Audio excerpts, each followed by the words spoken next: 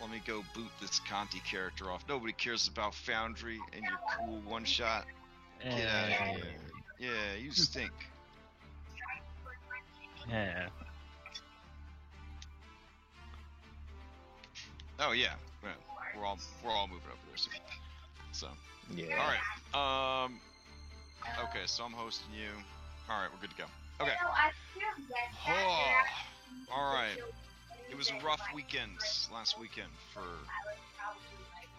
Yeah, but everybody's here now, so we're gonna play some Dungeons and Dragons. All right.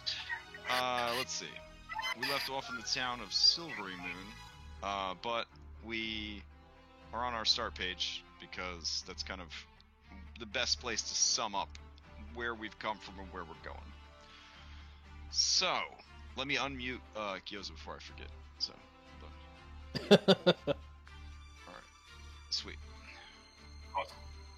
Alright. Okay. As long as it's not that milkshake, it's in. Oh man. Still haunted by that milkshake. Alright. It's like 6 weeks ago, I still think about it sometimes. Alright. So, you started this whole campaign. Not all of you, but some of you. You started this campaign way back in the city of Neverwinter. Or at least the OGs did. Only Marcus. Only Marcus, that's right. He was hired by Gundren Rockseeker to deliver some supplies, because Gundren had a lucrative mining opportunity, and that's all he would say. Oh, you get muted again, Gyoza. Alright. What?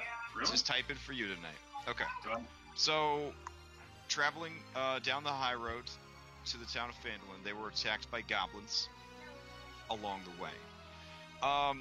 They dispatched the goblins, and then were nearly killed by an owlbear in the woods, because I wanted to scare them away so that they wouldn't play Dungeons & Dragons with me. It worked. A lot of people left. But crazy people came to take their place. They did battle against the Cragmaw goblins in their special Cragmaw cave, a famous landmark in 5th edition D&D. Things got crazy when the barbarian Cricket decided he would solo tank the entire dungeon. I remember that. I remember that, yeah.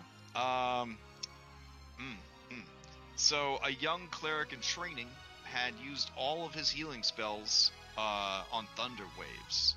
So there's no healings available. And it looked pretty bleak for Cricket and this campaign. So you guys were able to heroically level up mid-combat just as Gyoza the Druid rolled onto the scene and helped turn the tides of battle in your favor. Many adventures ensued after that fateful meeting, including the destruction of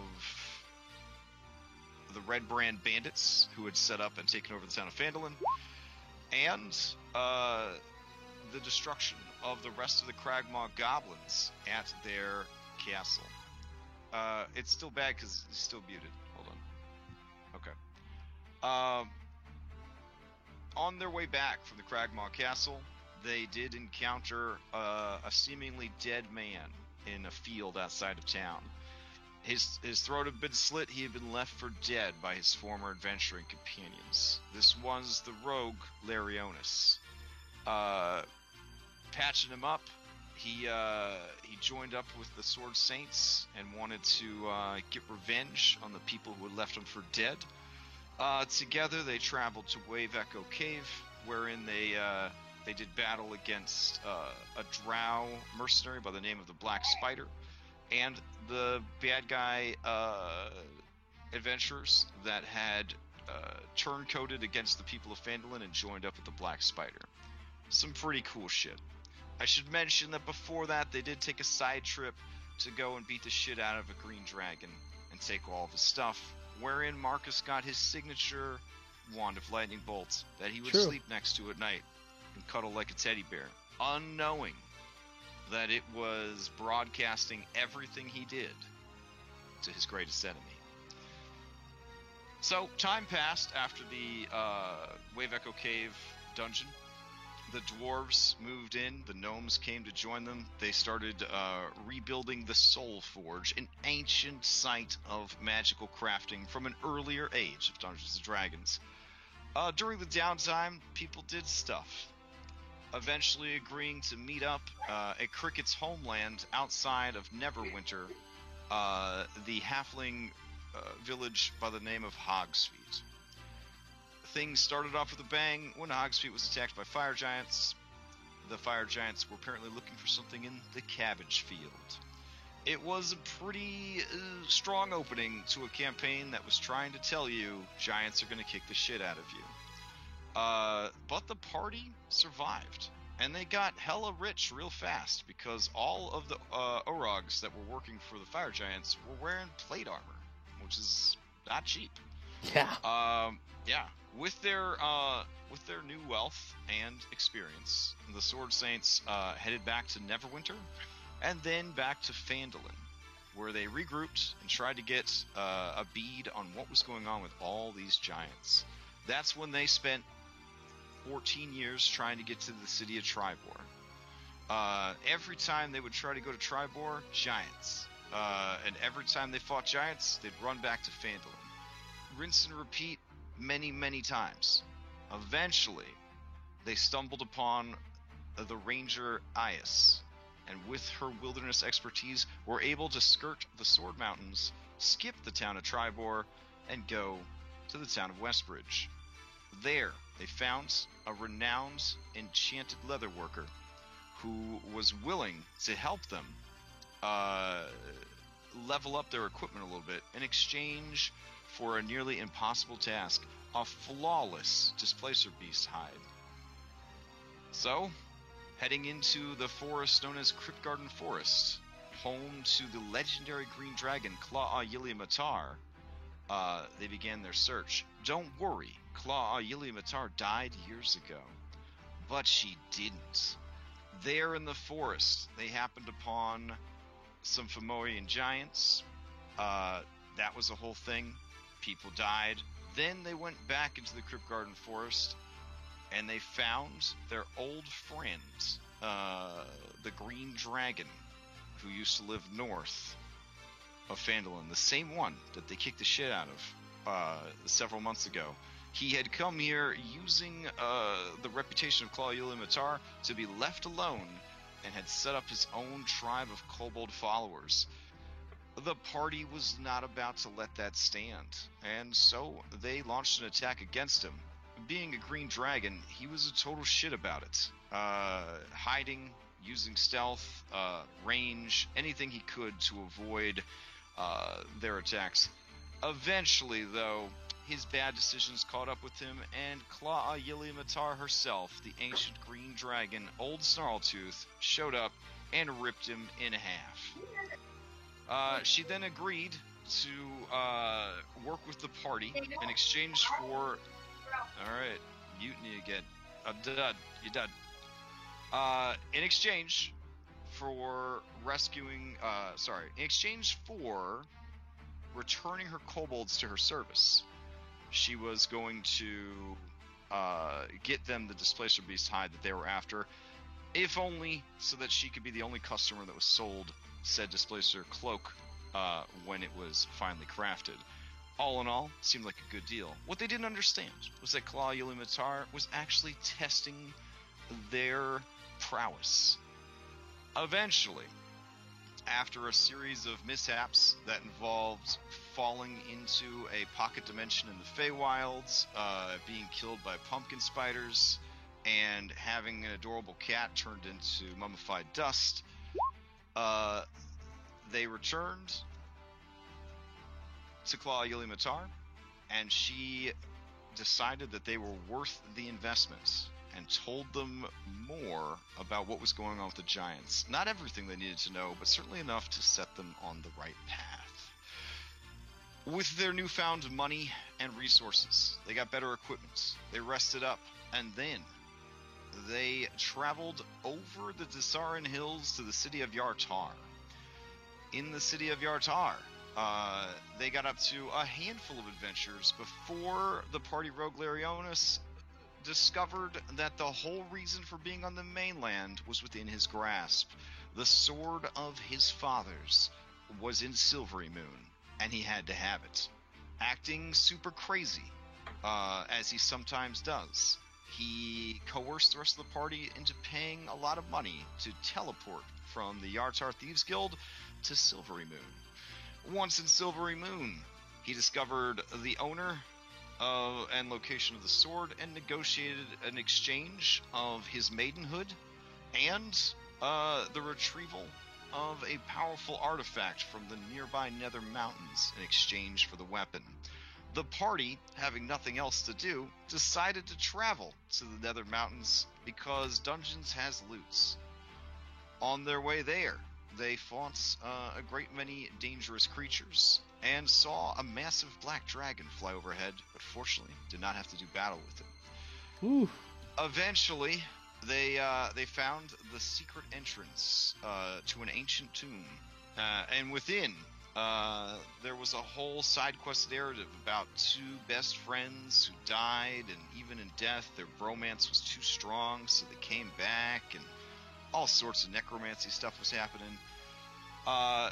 The main character of this side quest decided the best thing that he could do to contribute would be to get turned into stone in the first 3 seconds of walking into the dungeon. So that's what Larionis did.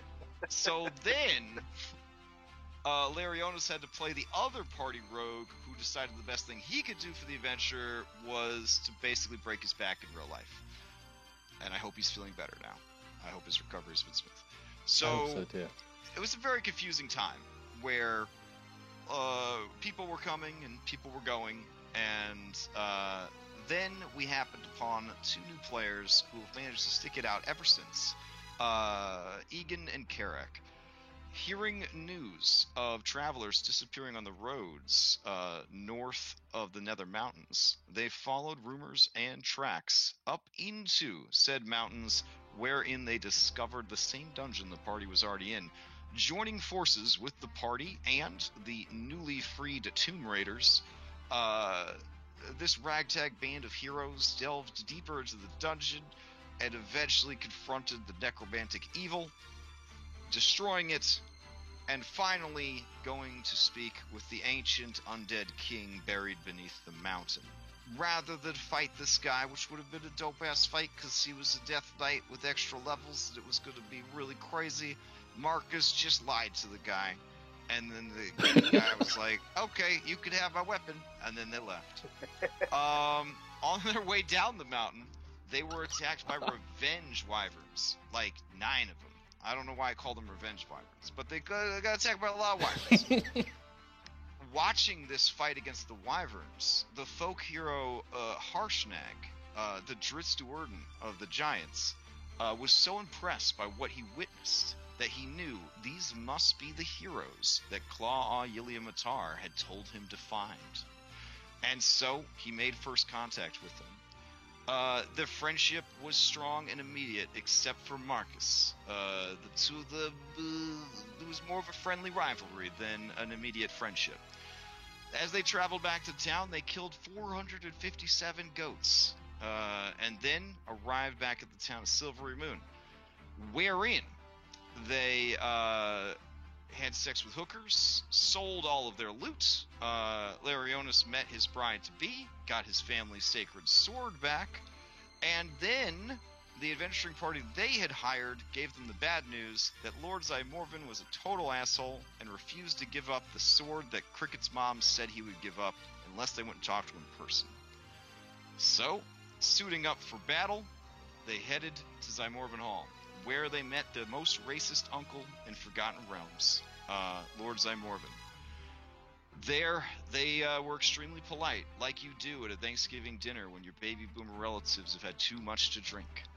But they did get news that the sword, wasn't there. It was all the way back in Yartar. Well, that's a really long distance to go. So they decided, we'll pick it up later. Let's get to this Eye of the Allfather. So they did. Except they saw one random encounter on the road that had orcs. Just one. So They followed that random encounter as far as they could, crossing the Ravine River into the Evermoors, one of the most dangerous locations in all of the Forgotten Realms. There, they assaulted an orc stronghold that had 40 orcs in it. Everything was going pretty okay, but Marcus kept spamming his lightning bolt wand that he didn't know at the time was a beacon to their enemy Imarith, the Blue Dragon. She contacted one of her bros who was just down the street and asked him to go annihilate them. Dude bro showed up and was doing a pretty good job of annihilating them, but then Magic Cloud Castle showed up, because Dungeons & Dragons. The Cloud Giant Wizrobe helped save them from the dragon and scared it off with his 9th level magics. The party then did Duolingo for like 4 or 5 days, trying to learn Giant, an ongoing theme of the campaign, since no one made a character that could actually speak Giant in a campaign about giants, which I appreciated. They flew all the way to the Eye of the Allfather, wherein everyone got to experience a giant-sized dungeon for the first time, and it was weird. But they explored the dungeon. They had a laughable fight against a bunch of barbarians because the barbarians had no ranged weapons and basically spent the entire fight being shot to death. Then they broke into this ancient religious site, but there were some Behirs there. No, not Behirs. Were there Behirs? No, there were Remoras. Remoras. There were Remoras there. And the Remoras ate Sweet Ias, who died for reals that time. Taking her lava blood melted bones with them for later, they forged deeper into the complex, eventually solving the puzzle door that would lead them to the Oracle. Fortunately for them, a cloud giant was killed by his father at that exact spot many years ago, and he was able and bored enough to serve as a translator for them as they spoke to the Oracle. Solving the puzzle of the Oracle, they learned a great many things by asking it questions. On their way out, they were attacked by Imarith herself, an ancient blue dragon wizard of tremendous power. The fight was going about as well as you would expect, and then it got worse because somebody set off all of the traps on the door to the Oracle, summoning innumerable giant elementals to add to the complexity of an already impossible fight. Harshnag, knowing that you were the heroes of the adventure, sacrificed his life, we thought, to save you so that you could escape. How would you escape from a teleporting CR-38 wizard dragon? I don't know, but everybody tried their best. Fortunately, there was another fucking dragon. His name is Klauth, and he had an airship. He's too lazy and big to ride around in the airship, but he sent the airship to pick you up. The airship showed up, and technically at that point you were supposed to have an airship for the rest of the campaign. But then someone who will remain nameless decided to get caught sneaking around trying to steal from them, so they kicked you off the airship outside of Yartar, which began to sort of feel like the heart of the campaign. Then you guys went back into Yartar to figure out what the fuck to do next. While you were there, you were summoned to the River Baroness's estate, where she asked you to look into some corruption within the already corrupt city. You did. There were some missing nobles. You tracked them down. You had to fight a wizard. Turned out it wasn't a wizard. It was actually a mind-controlling fish called an aboleth. You fought it in the sewers. Someone who will remain nameless was really excited about his control water-shaped water spell, and he broke all of the sewer in that section of the city, collapsing it on itself, and spilling you guys down into the Underdark. Wherein you escaped from the Underdark after a series of encounters against a nest of carrion crawlers and their cave giant shepherd. Returning to the city, you gave your report and were promptly banished from Yartar. Now, with your free time, you decided you needed to do something. So you finally went to Tribor, the same Tribor that you tried to get to like 3 times before the beginning of the campaign. So you roll up into Tribor. Everything seems good. Karak continues to have senior citizen with co-ed sexual escapades across the Forgotten Realms. And then you guys traveled back to Phandalin, stopping by the Soul Forge to demand your goddamn 10% that you were promised back at level 5. That's right. Being a total shyster, he instead bamboozled you into agreeing to be guinea pigs for their Soul Forge project. And kept his money. You guys went to Phandalin, you caught up, you saw that your good buddy there who's working as the mayor was actually going to get married to another good buddy of yours, a blue-skinned elf that you had met while in Yartar, who was into human trafficking. Everything seemed fine with that. While you were in Phandalin, you did broker a deal via a series of well-placed sending spells to make amends with the followers of Klauth, and basically gave them the tools that they would need to screw over the fire giants.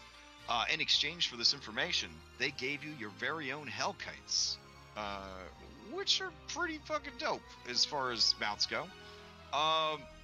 With Hellkites and magic items and powerful weapons and spells, you decided it was finally time to actually fight some giants in a campaign about fighting giants. So, you selected the lowest hanging fruit on the tree, which I appreciate, and you flew to the Desserin Valley, wherein you met the exiled giantess Moog.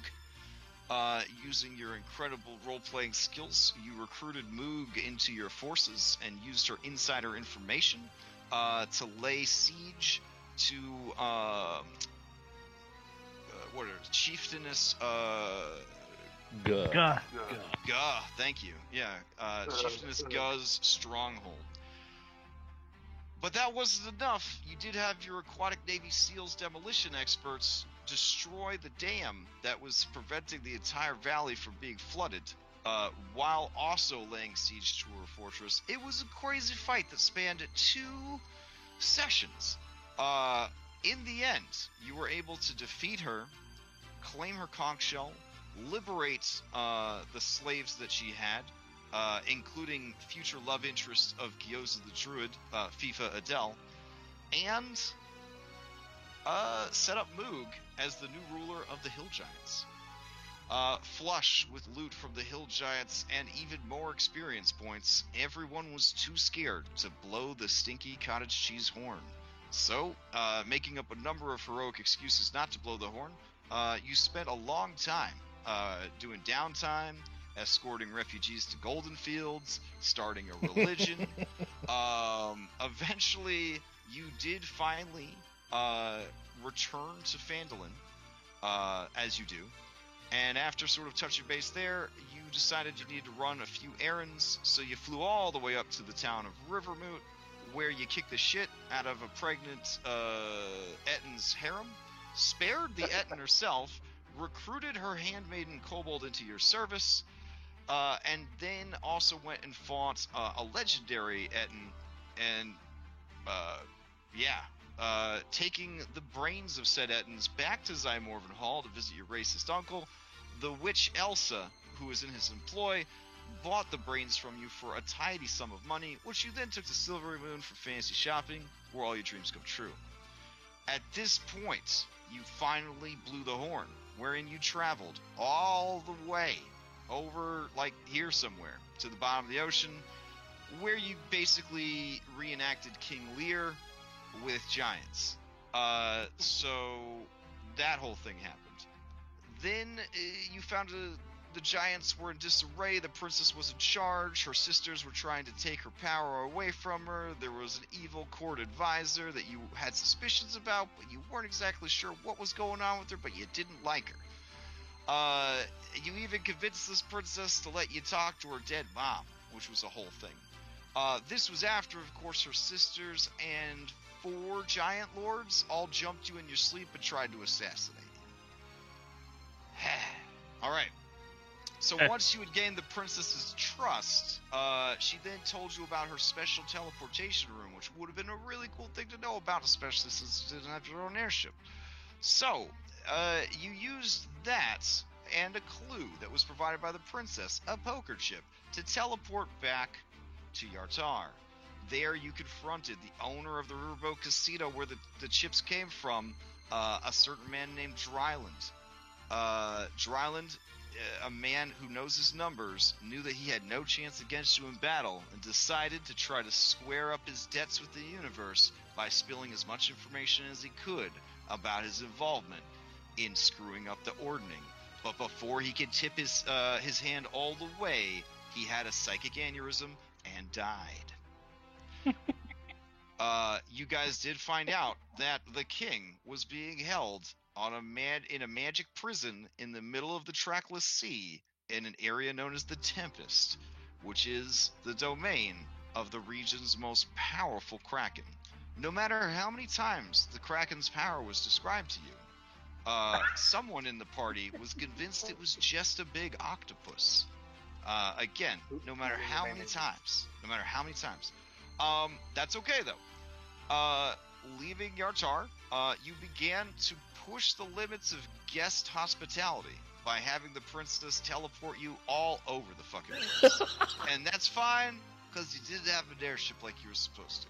So, eventually, you followed up with the Water Baroness of Yartar. Very happy that you got rid of her political rival, Dryland. She pulled some strings and found you a crazy pirate with a crazy ship who would take you to the Tempest. And that's what you did. You spent 14 days, give or take, having pirate adventures, and even got to fight the ghost pirates that Gyoza had wanted to fight since level 6. I think after fighting them, he may have changed his mind about wanting to fight them. Either way, you did fight them. Then you made it to the Tempest, where you fought storm elementals, the ocean itself, the sky, the weather, all the fish, all the mammals, everything. And Marcus. And Marcus. Eventually, Yeah. eventually, you found the ship where the king was being held, and because you guys are high level and you got dope-ass magic, you infiltrated that ship like it was nobody's business using an underwater tunnel and all sorts of other crazy magic. The people that the Kraken had hired to watch the king were not very strong, it turns out, but that's okay, because the Kraken was a hands-on kind of guy. It got real bad. People almost died. Marcus was there to save the day by dropping the ship like 500 feet to like the bottom of the ocean, or something. It was pretty crazy. So all this was happening. That's when the Kraken showed up. Marcus did 4 points of damage to it. That's a historical. That's a historical record right there. And then decided that it was a good time to fight. Everyone else decided to leave. Marcus, succumbing to peer pressure, left with everyone else. The king restored. I think we left one part out. The king restored. You took him back and then stayed as guest of honor. You received like treasure from his personal vault, accolades, the protection of the Storm Giant family for the rest of your lives, and the bloodlines that you spawn, etc., etc. It's important to note that during one of your many teleportation trips, you finally realized that the court advisor, Mathir, was actually Imarith in disguise, which then made you suspicious of every blue or purple woman you'd ever met in your entire life. You confronted her when you found that out, but she was able to use 9th level magic to turn everybody into worms, steal the special scepter that controls the Wormskull throne, and then get the fuck out of there. Now it's believed that she is cloistered away in her desert stronghold, planning her next move. But during the first decent sleep he's had in months, King Hecaton was visited by Anum the Allfather, god of all giants, who has returned to the crystal sphere of Toril to check in on his children and see if they have finally learned the lesson that they failed to learn thousands and thousands of years ago. He believes that he can win the Ordning by going on a sweet rampage of revenge against Imarith for all that she has done. And he feels that you have a personal investment in this and has invited you to come with him. He has promised you, after you spend 3 days preparing, to provide you with some ancient giant magic that they have kept in their vaults for thousands of years. And with that magic, you should be more than up to the task of helping him go on a rampage against your mutual enemy. I think that catches us up to where we are right now. Sounds about Pretty right. succinct. Okay. Pretty close. So, Pretty close. pretty clear. Yeah, okay. I mean, I may have left a couple things out, but hopefully we got the gist of it. All right. So, we pick back up in Silvery Moon with you guys blowing the horn. Is that where we're at? We gotta have our morning feast. Yeah, We have to heroes have. We feast. gotta have the breakfast with the Pope, because you guys are going to put the the race breakfast uniforms heroes on? feast. Okay. No, Or are you they having heroes No, feast no, no, on the no, no. druids? We're doing it with the druids because we paid for the bowl. I have to ask, Gyoza, is it really just a bunch of good berries? Like, do druids know how to cook, or is it really? It's not druids. It's Well, the, yeah. the Silver Stars. So it's temple. Aren't of they Silver all? Stars. Aren't they all Not nature druids. clerics? Yeah. I don't. Not that I know of. Okay. So, They painted like you guys- inter- Maybe some lycanthropes and maybe okay. I don't know, clerics of I don't know. Sounds good. All right. At the Temple of Selune, you guys enjoy your last breakfast. Sorry, you're the last breakfast of this week in Silver Moon. You enjoy your last breakfast. It is Period. delicious and magical. There is all manner of foods laid out on this magical spread. Sausages, blintzes, fruits, eggs, meats. It's incredible. Lots of cereal grains, hot and cold. You eat and eat and eat some more. Heroes Feast can accommodate, I believe, up to 12 individuals. So, your NPCs would definitely, like in on that action, because they would like to be immune to fear and poison, if at all possible, plus get some bonus hit points. Yeah, can So- Harshnag eat his Yeah, fill sure. at the table? A creature, Snag an is a Ayat. creature. Doctor Who could, if they wanted to. Okay. Doctor I really is feel Doctor like Who it a should be creature? more I of thought a- Doctor Who was a familiar. Familiar is Well- is also a creature. Familiar is also a creature. Joke's on them. I really I'm feel like we bringing should my make this Hellkite a in to quaint- eat. No, you're not bringing your Hellkite in to get the heroes feast. Yeah, definitely not Marcus's Hellkite. Yeah. Man. He's kind of rowdy. What do you mean, what? This is like the least well behaved out of all of them. It tried to eat you. It- All right. Let's see. Heroes Feast. Just to, make sure everybody's on the same page. For the next 24 hours, up to 12 creatures who have partaken of this feast are immune to poison and immune to being frightened. You get all wisdom saving throws are done with advantage. Your maximum hit points, these aren't temporary hit points, your maximum hit points increase by 2d10, and you gain that same amount. So it increases and heals up to meet that new increase. So everybody roll 2d10 and increase your max hit points by that amount.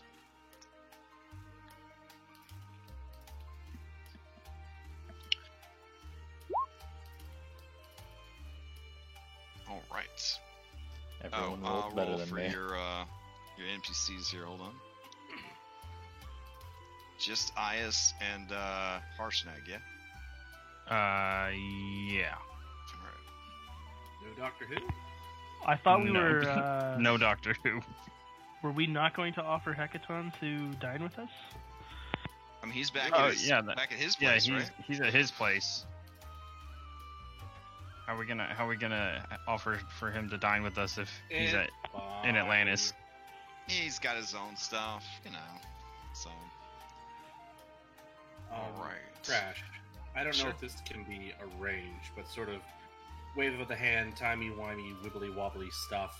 Would it be Mhm. possible that Carrick, while we were spending our 3 days handling stuff in Silvery Moon, could have had commissioned like a bracer or a gauntlet that has a chain attached to it, say like 10 feet worth of chain, that could then be attached to his +2 great axe? And if so, how much would that cost? I mean, at this point in your career, it would probably be a negligible amount, unless you're trying for like special metal or something. I don't think so. I don't know if I need special metal for this. Basically, Okay. I want to have like a grappling axe that I can throw. And Grappling axe. That Awesome. sounds pretty dope. Yeah, I Yeah. mean, somebody could certainly affix a chain to an axe. That wouldn't be too hard. Okay. And Okay. then, like, again, the gauntlet or the bracer is worn, so that way I can chuck it. Hopefully, it sticks into whatever I chuck it at, and then I can like climb up the chain to get at it. All right. Sounds good. All right. Cool. Okay. All right. Everyone ready to blow that horn then? Egan, you're up. Okay. You blow that horn, and everyone is transported back to the Maelstrom. You guys see the teleportation room enough. We're just gonna skip back to the throne room. So, boop. All right. Let's see. What were we using for? Oh, we were using this. There we go. Goodbye, Silvery Moon. Hello, Maelstrom.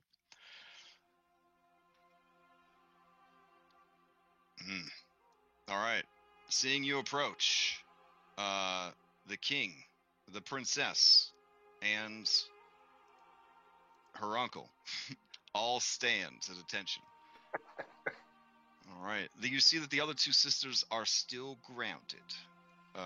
They are not around. Pandian sees that you have returned. I mean, he was there, you know, at the teleporter. Braxow is still here. He has stayed on as a spiritual advisor to the court. Plus, he has stuff that, you know, this is a whole different thing. Anyways, don't worry about what Braxow's going on. He's got his own stuff he's dealing with. All right. The king nods to Pandian, and Pandian brings forward a very large chest. He sets the large chest down before you, and deftly lifts the lid in a smooth motion. Inside the chest are 7 glowing, swirling potions. Inside, and the potions actually seem very tiny for giants. They are sized for peoples. I mean, they're like whalebone, like, you know, size, so it's still like a shitload of liquid that you're gonna have to drink. But they're definitely too big or too small for a giant, a little too big for you guys. These potions look like they have a tiny roiling storm inside of them. They look, let's see, post pics. These should work, maybe. Yeah, they look like thus, like a swirling pink and purple storm is making its way in the bottle. Based on the size that I described, each potion is bigger than a cantaloupe. If you don't know what a cantaloupe is, a child's head. That is how big these potions are. All right, the giants all look at you and nod expectantly. You are regretting having such a big breakfast, because it's going to be real hard to get all this potion down. All right. Marcus That's if you Unstoppers and wanna begin take it. glugging. No one's obligated to drink this potion. So I Salem want to just know. tries to chug it down completely. Okay. So does Marcus. Go I'm up gonna, to. I'm gonna laugh if it's a lotion and not a potion, boys. Oh jeez. And that's how Lars is the only one left out. It's actually a suppository, but Suppository. Oh. yeah. No. It is a potion. As you try and drink it, it is like trying to drink a violent storm. It fights you all the way down. As it does, racking pain just goes through all of your body. Your bones begin to ache and shake inside of your body. You feel as though you are dying. Perhaps. So you have this is been something poisoned. I felt before. Yeah, exactly. All right. I need to ask before I go to the next part. Did anyone not drink this potion? This is your last chance. Ias did drink the potion. Harshnag was not allowed to drink the potion. They said it's not for giants. It's only for small folk. If there was something that I wanted to do with Harshnag before we went to the final battle, do I need to say it before you say your next thing? No, I think you'll But live I through had- it. okay. You should live through this. This reminds me of a time where you asked if everyone wanted to be a dragon, and someone said no. Oh, I Yeah. don't think I said that. I said, did you want the blessing of the god of Bahamut who you just saved from oblivion? And somebody was like, Nah. don't touch me, bro. And then Wait, everyone else was got it that Lathander character, the guy that follows that Lathander guy? It was as you are Yeah. drinking the potions, you begin to grow in size. It is quite painful. Each of you in turn gets bigger and bigger and bigger. You could feel your bones and muscle growing. It is very loud and very painful. Yeah. Salem does not. Salem stays small. Salem, you begin to bubble quite a Oh bit, no. and all of your fur falls out, and your arms and legs get sucked back into your body, and you turn back into that weird alien egg. Crap.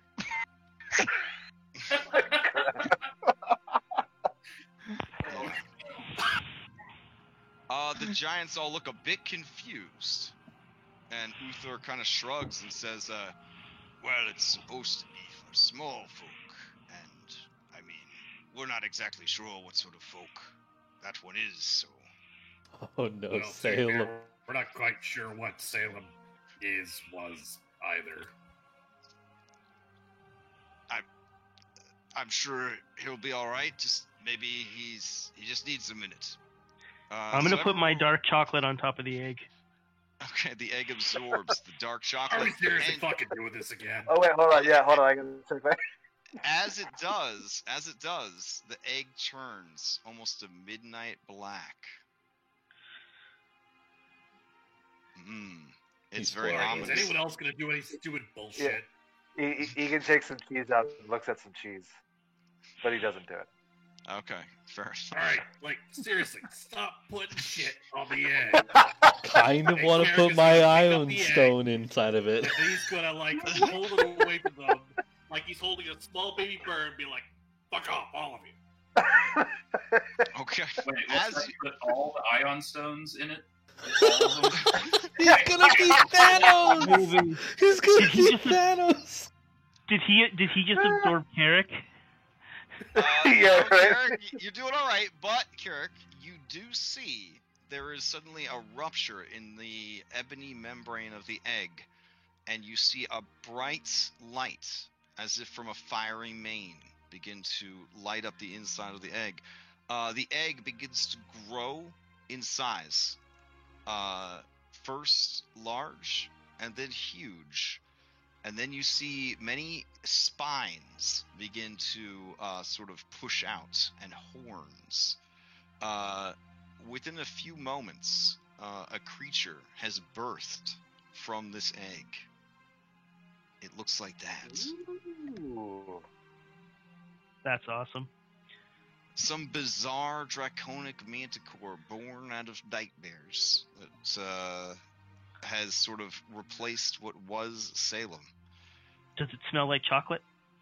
It does Am I have holding a it like it's like a big dog. at this yeah, point? Like, yeah. I think I It's already- it's very Scooby-Doo and Shaggy right now. It's very Scooby-Doo and Shaggy. Salem, Oh, you Salem, feel is that you? you feel closer to yourself than you ever have before. Hello, Carrick. I will let go of Salem since he's now clearly back to normal. Sorry, you were an egg again, and they were starting to put shit on top of you, and you weren't in a position to agree to anything. So There is the I just figured lingering that was, musk you know, of dark chocolate. Something smells tasty. I Is think my it's strength you. 23 now? Oh, yes. So, what happens when you drink a potion of giant soul? When you drink this potion, you become huge for the next 24 hours. For the duration, your strength is now 25. Oh. Please record Oh. somewhere. Please record somewhere what your actual strength is, so that you do not forget. But change your strength to be 25. So, question: what does that mean since I'm wearing a belt of giant strength? The better number would supersede. Okay. All right. Also, for the duration, your maximum hit points are doubled. Huh. In addition, all of your melee attack ranges increase by 5 feet. In addition, everything you are carrying and wearing also increases its size for the duration. And when you make weapon attacks, you triple your weapon dice. So a longsword that does 1d8 would now do 3d8. A great sword that would do 2d6 would now do 6d6. I am a giant. If this effect ends early or at the duration, any hit points you have above your hit point maximum are kept as temporary hit points.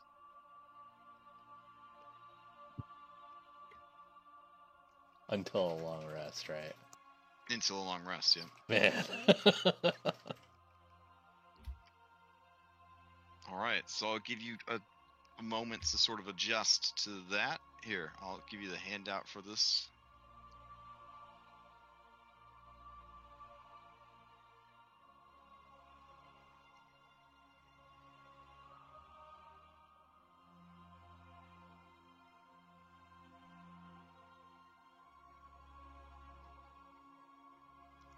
The king looks pleased, and then kind of stage whispers to Uthor, I told you it wouldn't kill them.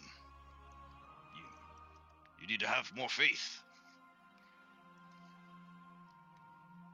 Uthor smiles and says, well, they were well past their expiration date.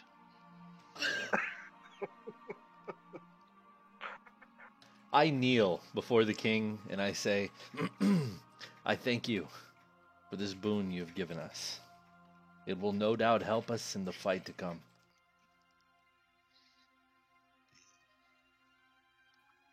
This is pretty awesome. I feel like I could take down Harshnag in an instant. So powerful. Now you should have your duel. What happens if I die like this? What happens if I go unconscious like this? I think your body stays that way for 24 hours. Hmm. All right, I will call while everyone's doing that. I'll call Harshnag over to the pool of water. Okay.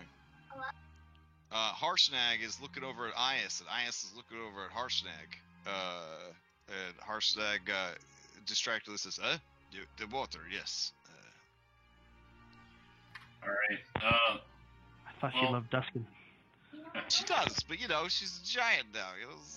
Yeah, but Duskin Yeah. was like, come away with me. I have a child. And she's like, yeah, I'm not into that whole child rearing thing. That is true. You can't just drop a surprise kid on people, Not everybody's down for that. I mean, you can, but that may not work out. Yeah. All right. Alright. So he comes over to the water. Alright. Harshnag, I know we're going to the desert.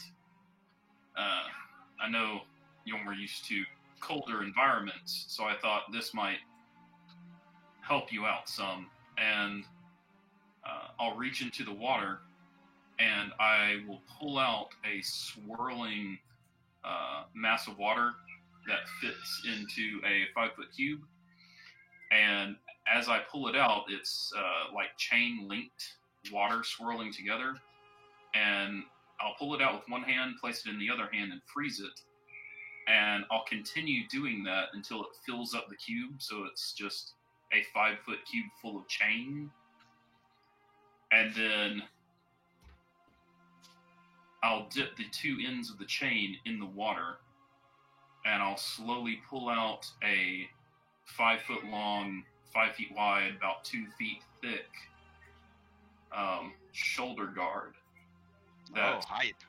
that's in the shape of the dragon heads over here, and I'll freeze it, and I'll say to Harshnag here, this, as long as we're close, this will stay frozen, even in the desert heat. I shot you a message, Crash. His eyes go wide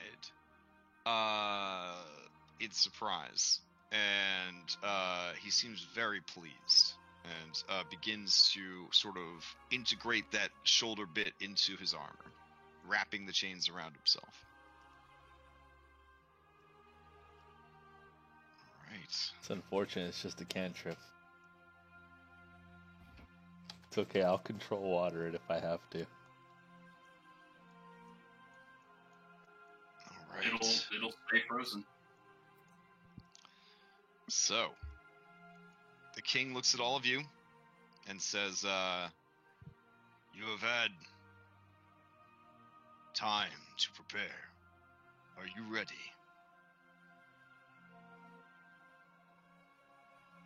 Lars will just nod. He goes Same. on. Okay. Then you do that 90s action movie thing where the camera films you walking down a fucking hallway. So, just however it is you walk down a hallway, you would walk down a hallway. I don't know if you want to narrate. Super Super important. right? Super Yeah, important. Very seriously important question.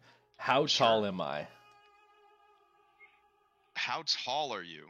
Let me check. My character's normally 5'7". I think at this point, if anyone hasn't noticed already or read it in the roleplay, you may notice that Lars's sword scabbard is empty. You guys are in the ballpark of 20 feet tall. I look down at Harshnag. Egan's still taller than you, though. He wants to look down on Harshnag. Okay. All right. Harshnag, look up at you. I say, come, let's go, ally. Okay. That's all. That's it. That's it. All right. Yeah, he smiles. And watches you go. All right. Everybody heads to the giant room of requirements so that they could get teleported to the desert. Egan and Carrick, you both have magic weapons, right? Yep. All right. Egan will make sure to wink at the princess of Zerlina, just so you know. Okay. Yeah, she chuckles, Egan, and actually she grabs you by the arm, pulls you close, and gives you a kiss on the cheek. You see a pair of red eyes watching from around the corner.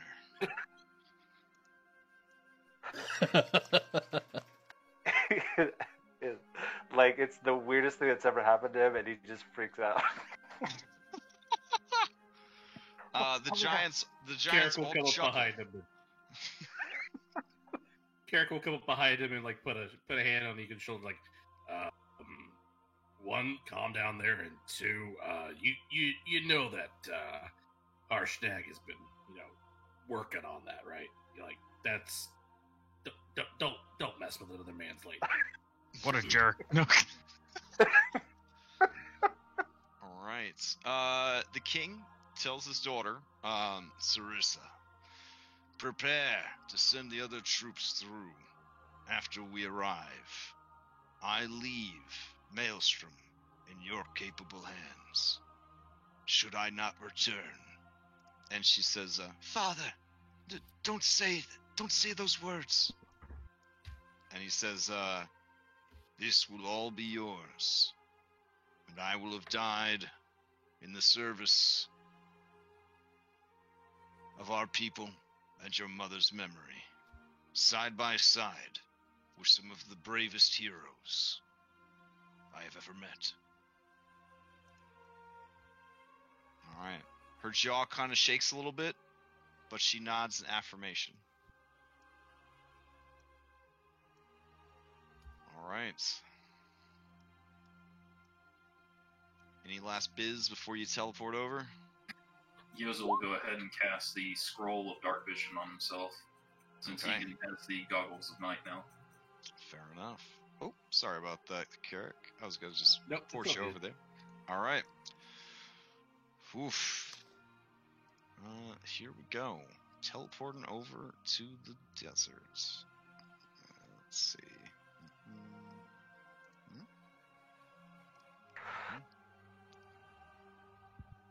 Oh, wait, I'm getting all kinds of secret messages. Oh, okay, that one's okay. That was okay. Alright, I think we'll be good. Alright, here we go.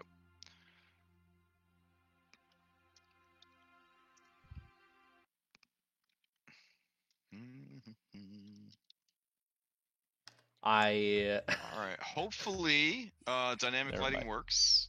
And you guys can see, but not see everything. If you could see everything, please reload, etc., etc., etc. Here we go.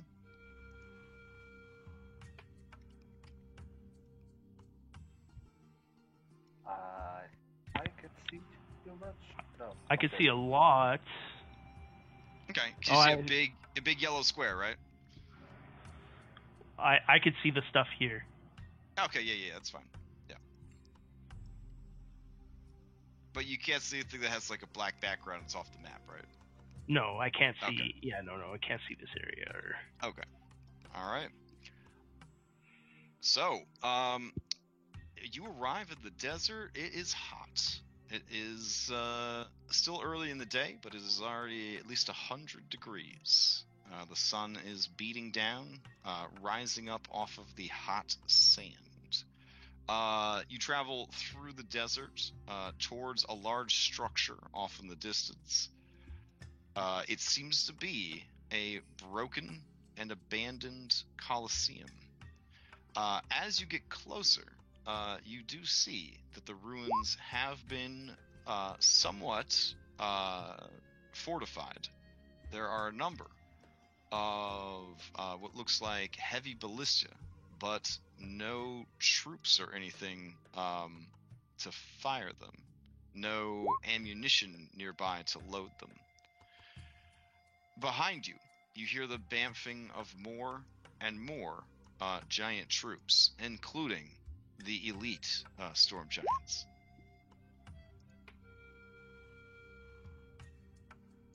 The desert is eerily quiet, the wind occasionally howling over the dunes, the sand whipping against your faces, and the ruins themselves.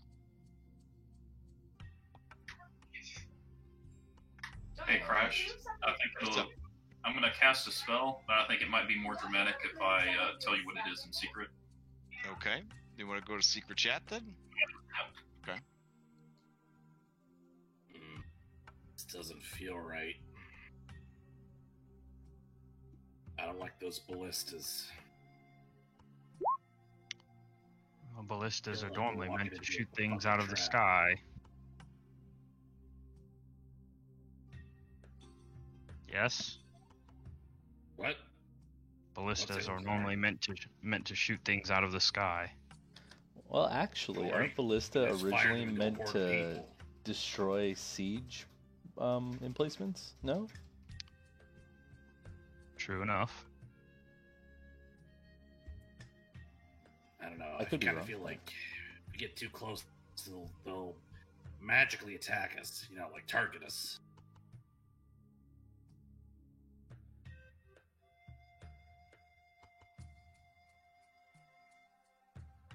Yes, you go first.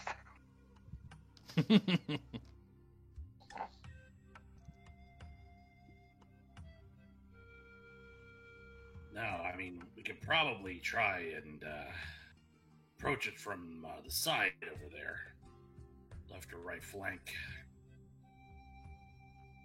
One of us could boost another up, and we can maybe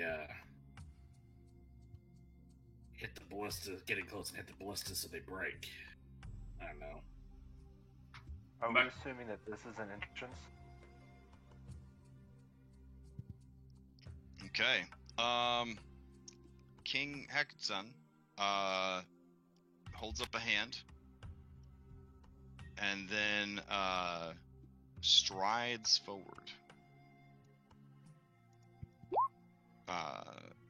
Taking a deep breath, he bellows forth a challenge, a demand. Imerith, you vile fiend, you trickster, you coward. I have come to bring you your doom. All you have wronged will be avenged this day.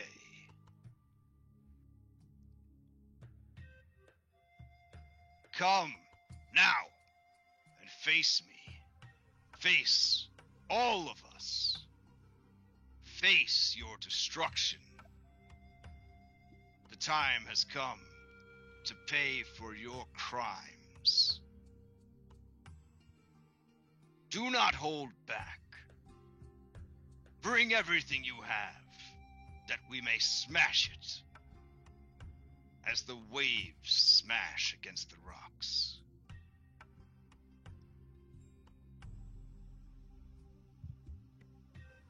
Or die in your dark, dank hole, like the coward you are. Dank. Okay. It's very, very quiet. And then the earth begins to shake. Very, very violently. You see an initiative tracker pop up. You get the feeling that this means there's biz happening. If you would like to partake in combat, or at least be able to move out of the way if something crazy happens, now is the time to roll into initiative.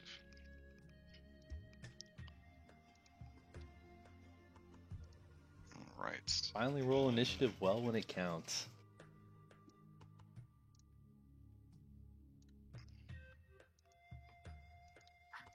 I rolled a 2. Sometimes you can just see too well. I can't even- Two holes in my eyes. Hey, Crash, am I supposed What's to be up? able to see me on the map? Yeah, you should. Oh, I cannot. Sorry. All I see is a black Oh, darkness. okay, hold on. Yep, yeah, that's you. You're the Black Darkness. I am the map. Yeah, but it says you have sight. Can you move your mini? No, I can't see anything. Is what I'm saying. The whole map is black. You should definitely be able to see. Can everyone else see? Yes. Yep. Here, I'll reload and see if that helps at Okay. all. Okay. Oh, I know what's wrong. Okay. You don't have to reload.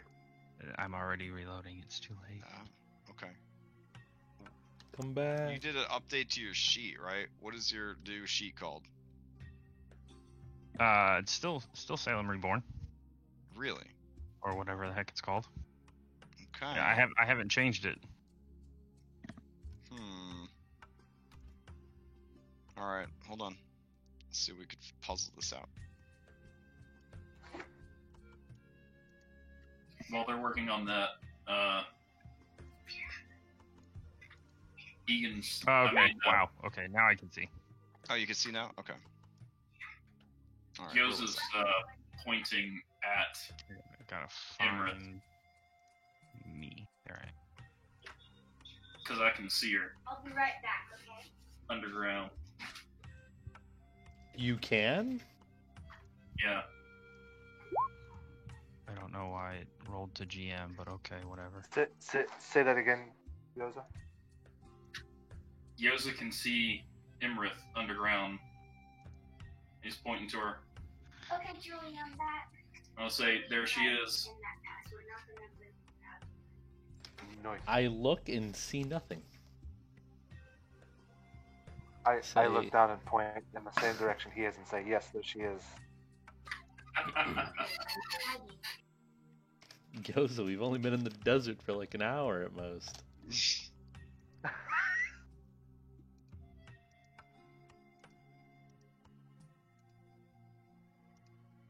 Hold on. King told her to bring everything she had, so I got a few things I gotta roll. Yeah, I was like, Hackathon. Shh. Yeah, he's down, bro. He's down. You know, Yeah, I know yeah, you got an axe to grind, but I mean, like, you eat an elephant one bite at a time. You know. Yeah, exactly. Exactly. Oh, That's a wow. good analogy. Oh, Okay. there she is. Alright, and then these guys, so, for the purposes of this fight, there will be lots of things, that are coming at you. Your guys here on the sides, they will be fighting things to keep things from, overwhelming you. So cinematically, all these guys are going to be fighting off screen. Ultimately, you are on your own against Imrith, aside from your steroids, your NPCs, and the king. So don't be worried that you're gonna have to watch all of these giants take turns. These giants are here cinematically to sort of be off fighting additional ads and whatnot. Cool. I was ready for a Alright. rehash of the Tiamat fight, man. I know. Oh, they're jeez. just pop-up blockers is all they are. Yeah, exactly. All right, so starting everything off at the beginning, a storm. Oh wait, there's one thing I forgot to add. Hold on. Oh man, it's just so much. Hold on. Mm-mm. Oh, okay. I know why that's not working. Here we go. For it to close. Alright. Alright. You hear the sound of thunder off in the distance. And you see that the clear sky overhead is starting to cloud up. Larionis, you're up first. Alright, I am going to move to the left flank. 10, 20, 30. And I'm just going to ready action, like have my bow out, knock an arrow, and ready action. If I see a blue-scaled dragon, it's going to get a shot. Okay. Readying a shot. Fair enough. So if she shows up as like a purple scale dragon, do you technically not get to shoot? Fair. I can't wait. playing a I game would that not you shoot DM, a- it sounds exciting. So, I would not shoot a purple dragon. We're not here to kill a purple dragon. all right. Rising up from the swirling sand, you see a very small storm elemental. It's just a little guy. It's just a little guy. There it is. You guys are so huge now that something like this is a joke to you. It's a joke to you. All right. The storm elemental, crackling with lightning and thundering with noise, begins to fly over towards you. When it gets to about here, it is going to discharge a lightning bolt from its body. It is going to target this space right here to catch Salem and Gyoza. So here we go.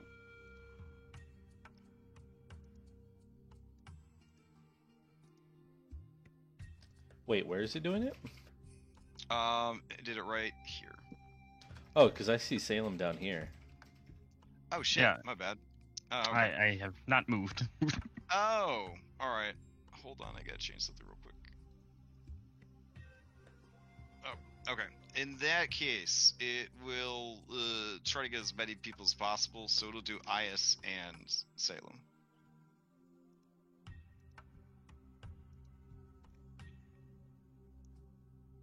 All right, so Ias and Salem both need to drop some dexterity saving throws.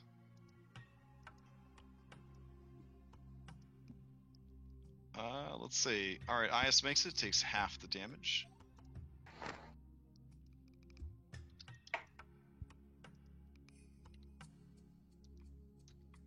Which ain't nothing, because you guys had Hero's Feast, and then you doubled the hit points after that, which was some pretty good timing. Oh, did our bonus hit points double as well? I would assume. I don't know. Yeah, because it adds mean, to your which- max HP, yeah. then the Yeah, potion hero- doubles Yeah, your whatever max whatever HP. your max That ups yeah your whatever max. your max HP was when you got doubled, I guess, because they both last for 24 hours. So Yeah. yeah.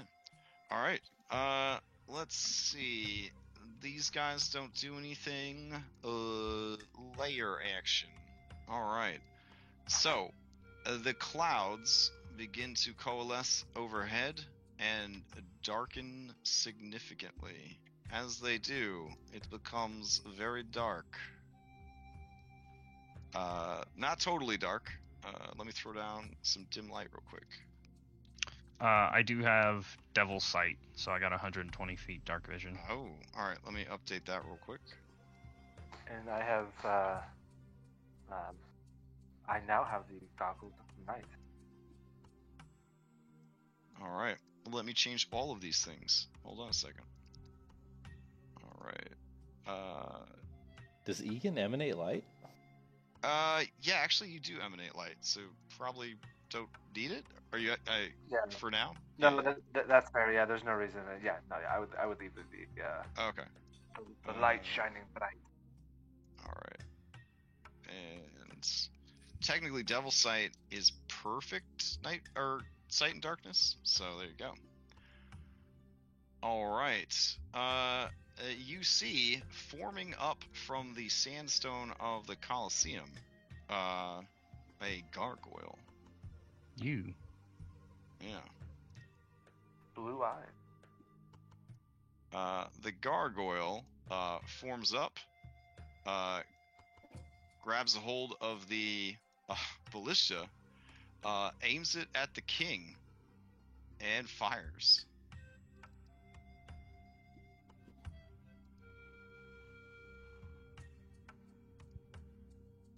Fucking knew Maybe. it. Damn. The king is struck for 23 points of damage. It kind of clips him in the shoulder, and his eyes narrow at the treachery. You watch as the heavy ballista, a new bolt appears, ready for the gargoyle's next turn. Huh. Rising up from the sand, you see a beautiful crystalline creature. It shimmers, even in the dim light that is filtering through the storm clouds.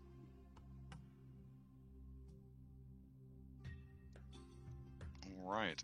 As it rises up out of the earth, it raises its stubby, clunky arms in the air and summons forth a wall of crystalline minerals and stones.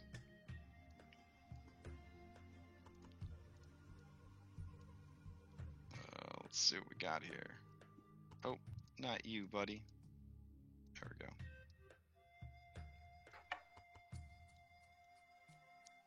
All right. So, as it summons up this wall of crystalline stones, it tries to shape them to sort of separate you guys from the king.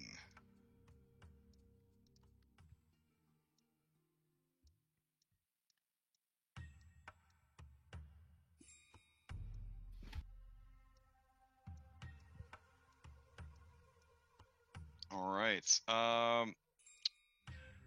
Oof. That brings us to an assload of gargoyles, which is, I think, the official measurement of gargoyles. So, another gargoyle appears and fires the ballista at the king.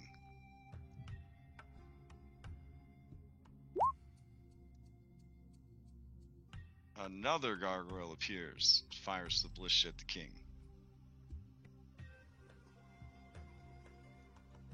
Another gargoyle appears, fires the ballista at the king. And another gargoyle appears and fires its ballista at the king. How high is the wall? So the structure itself.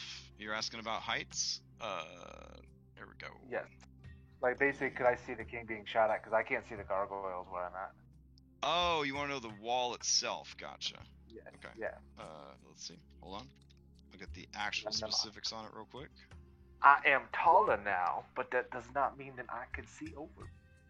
You're very tall. The wall itself is only 10 feet high. No, okay. Yep. That's nothing. That's nothing. All right, let's see if any of these hit the king, because I had a bunch of different windows open. The King Hecaton is rocking an armor class of... Oh, wow. That's terrible, bro. Okay. Not trying to AC shame him, but let's see. Two of them hits, so he takes some more damage.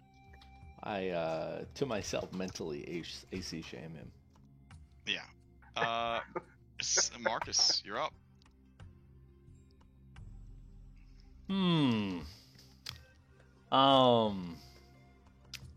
Gyoza, she is right below you. Is this considered stormy conditions? Oh, it's definitely stormy conditions. For the condition of call lightning? It certainly is. Splendid. Right into our hands. I'm gonna go ahead and cast Call Lightning at 3rd level, and would that give me the extra D10 of damage for it being a stormy conditions then? It would. Mm-hmm. Beautiful, because I'm gonna cast it right on this guy. Right here. Okay. I needed to make me that save. And it's gonna be thunder. The ballista will fail its save automatically. Okay. Sure. But sorry, go ahead. And then the gargoyle has to make a Constitution save. Dexterity save. Dexterity, it's gonna okay. Yeah, it's gonna be thunder damage though. Okay. All right. It 26 makes total. the save. Okay. And takes half the damage. Yes. All right. And this thing takes the full damage. The ballista itself. All right.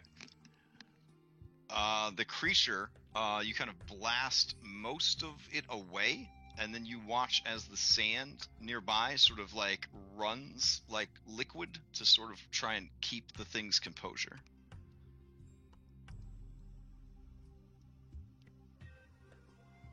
Anything else from Marcus? No.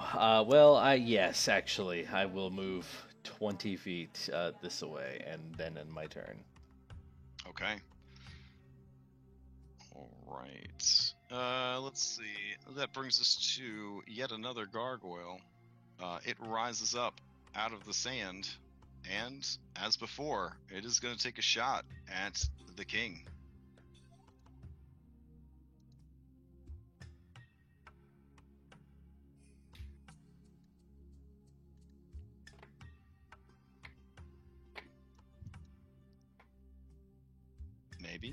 Maybe. I don't know. We'll see. Rising up out of the sand is another storm elemental. This one swoops in on these guys and turns into a tempest and begins attacking.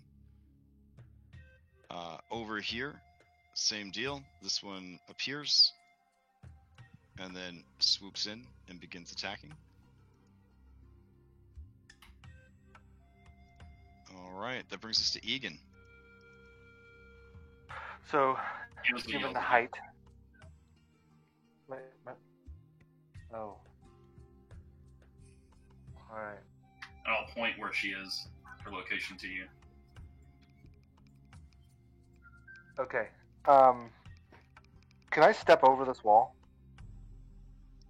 You could climb over it, sure. Just treat it, as difficult terrain. Okay. I mean, you're probably big enough. You could probably just jump over it. Thinking, Jump yeah, that'd over be it, cool. Yeah. All right. I think I'm gonna do that and come up to next to what's his Okay. bucket? Hackathon. All right. Yeah. Your speed is the same as it always was. Okay. And then I'm going to. Do I need to roll anything for that? Jump in and dive in. Nope. You're good. And dodge. Okay, and then I'll just take the dodge action. All right. And then question, with Helm's Fist, it says, and I'm assuming I know the answer to this, but I want to confirm. Within 5 feet, I can use my reaction. That does not double the same as the Nope. my attack. for now 10 feet? Only the Okay. melee reach. Only the melee reach Okay. itself. Okay. If I don't ask, I don't know. But Of okay, course. cool. All right, that's it. And I'll take the dodge action. All right. You see Ias eyeing where Gills is pointing. She's going to ready a shot, and she's going to move back to here. Oh, wow. I think I moved way too far. Oh, yeah. It's weird. When you're a giant, you don't, actually move as far. Or it doesn't feel like you're moving as far. It seems so small. Funny. Yeah. I don't man. fly farther, correct? Yeah. Nope. No speed has changed. You guys are still kind of slow in your big giant bodies. All right. You see, breaking the surface to the left of Carrick. Well, actually, sorry. Right in front of Marcus, actually. Oh. I had the wrong one. You see a blue dragon come burrowing up through the sand. I believe that cues me. All right. Is it blue? Are we sure that it's blue? Yeah, it looks pretty blue. It's pretty Okay, blue. okay. Some would argue that it's also yellow. But, Mostly blue. yeah. Most. All right, and A this lot would be a smaller normal than shot. I remember.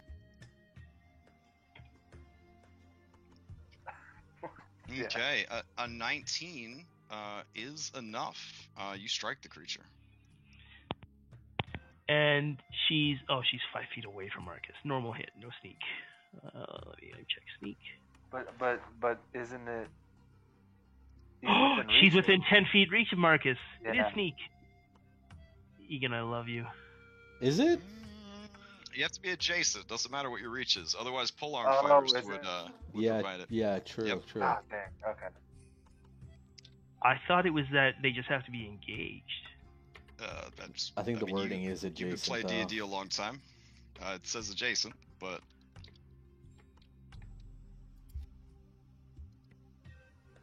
Oh yeah, 5 feet. Specifies Mhm. 5 feet. mhm, My bad. mhm. You're very bad.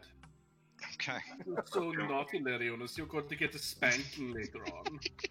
All right. You deal 24 points of damage to it. Ias does not have the same longbow luck. attack. Yeah. She does not have the same luck. So it takes 24 points of damage. It narrows its eyes angrily. You see lightning crackle in its eyes and throat, and then it is going to expel a breath Oh, weapon here it comes. Oh, fuck. at all of you who are in a nice line. Yeah. God damn it. Right. Let's see. Gyoza, Imrith is still below you. All right.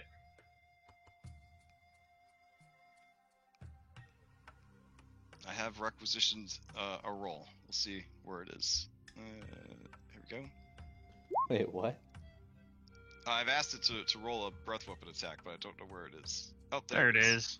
Holy Yikes. shit! Holy shit. Holy Huh. shit! That's a lot of Holy 8s and 9s. Holy Yeah, shit! wow. Wow. That's it? Out of 12, you got 5 8s Yeah. and 3 9s and 2 7s. Yeah. So it does this number where it's just like, you know, She was literally firing her laser. Oh, isn't it?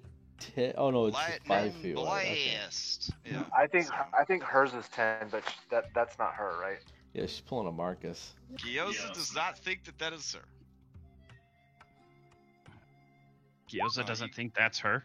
You've seen her before, and she looks very similar to this one. Oh, of She was course. She was much Wait. bigger. Wait, so this is a different dragon? Yeah, it's a baby. Don't worry, guys. I'm still alive. Wait, no. I thought. No, she was that big when she. No, she was smaller than that when she was in the giant place, No, wasn't she? She was bigger. She was bigger than. It's hard to tell because now you're giants. Hey. I think is- my it is hard to tell. concentration check DC was a 42. I think, right? Yeah, looking for yeah, DC, that's yeah. right. Concentration 42. Yeah, I lose concentration. Holy shit, you do. All right. All right. Ias takes 84 points of damage. It is bloodied. She's Me pretty too. happy about it though, because she's like, I'm still alive. Did you see that? I'm still alive. This is amazing. I look back and say, "Me too." All right. Let's see. Using more of its movements, it is going to burrow back under the ground. God damn it. Sergeant Carrick, you're up. Couldn't have gone too far. If you want to dramatically like reach into the sand and pull it out like you're gator fishing.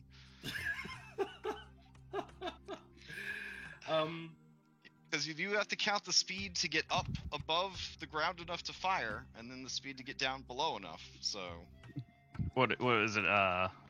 Catfishing? yeah. Noodling. That's what it's called. It's called noodling. You're noodling for a dragon. Okay. Yeah, I would like to run over, and I would like to go. I guess noodling for a Noodling. dragon.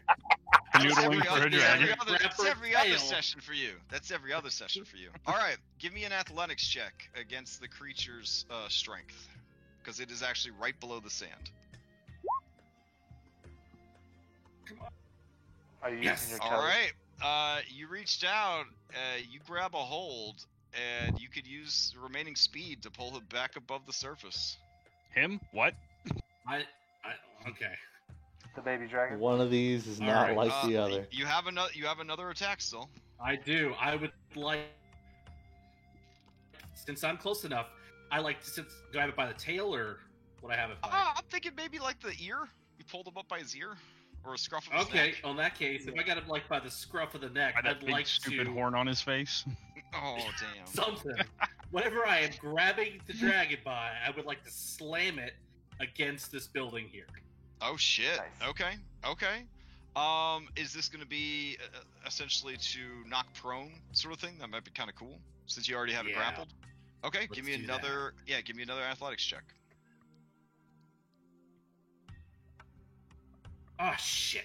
Ooh, as you go to grab it, Ooh. it is still half buried in the sand. You go to You're not pull it out, ranging? and it Fuck, I flaps should've its raged wings. first. God damn it. Alright. Flaps its wings and grips this crystal wall and tries to keep you from moving it. You can move it though, but you don't get enough momentum to slam it against the wall. No, I used up all my movement. I should have raged first for this nonsense. Oh, okay. Yeah. All right. Well, I'll rage now. All right, fair enough. As that creature's turn came up, I forgot to mention there was a bloop bloop bloop sound of legendary actions. Because it is a legendary creature. Of course. All right. That brings us to this chill music should keep things chill though. Everything I should know, be right? chill. I was like, man, Yeah. this fighting music is just like super relaxed. We got All right, this, Kirik, guys. rising up out of the sand, right over here. Every time you say "rising up," I want to continue the song. You see a storm elemental. It kind of starts to fly up in the air a bit to intermingle with the storm that is already up. So it's going to go up about, we'll say, 45 feet. And then it's going to try to blast you and Marcus with a lightning bolt. All right. There's the information for that.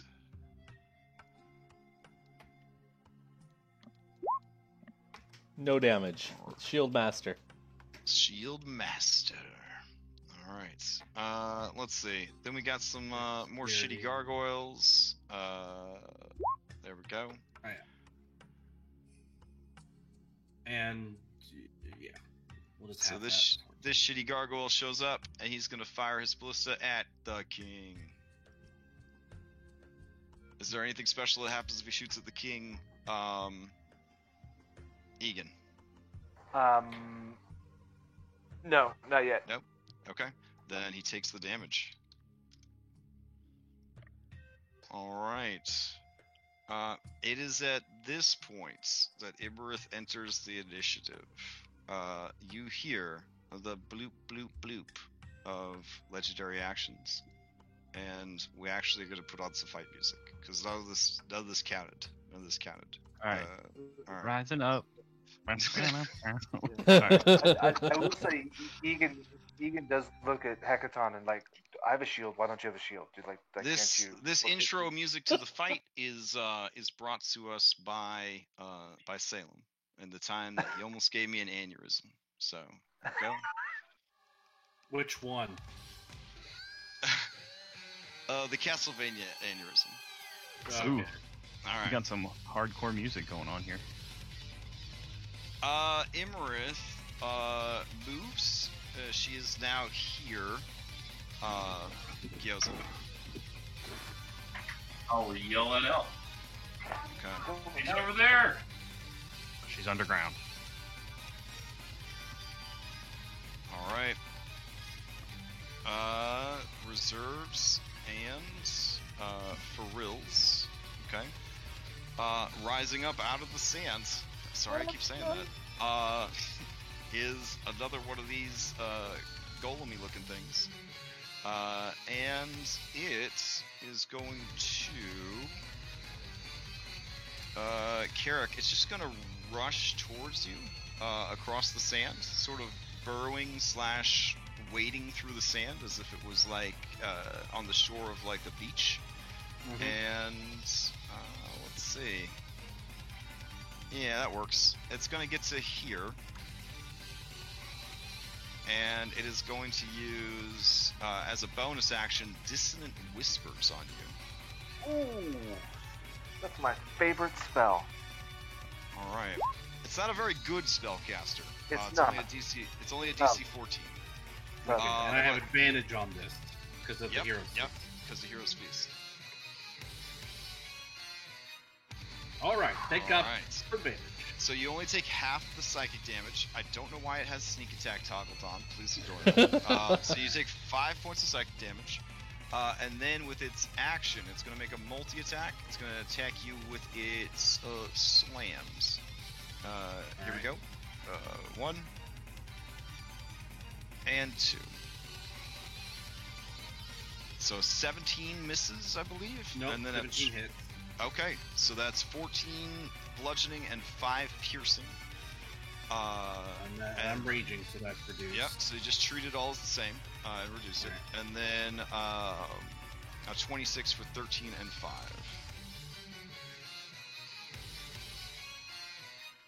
Alright. So, Gyoza, you see a dragon begin to rise up out of the sand. Alright. There we go. With a crackle of energy from its throat sac, it unleashes the breath weapon at you, Harshnag, and Larionis. Alright. Ooh. Maybe. Let's see. It's only got 90 feet. Oh, Larionis, you're right outside of it. I guess it's just these two then.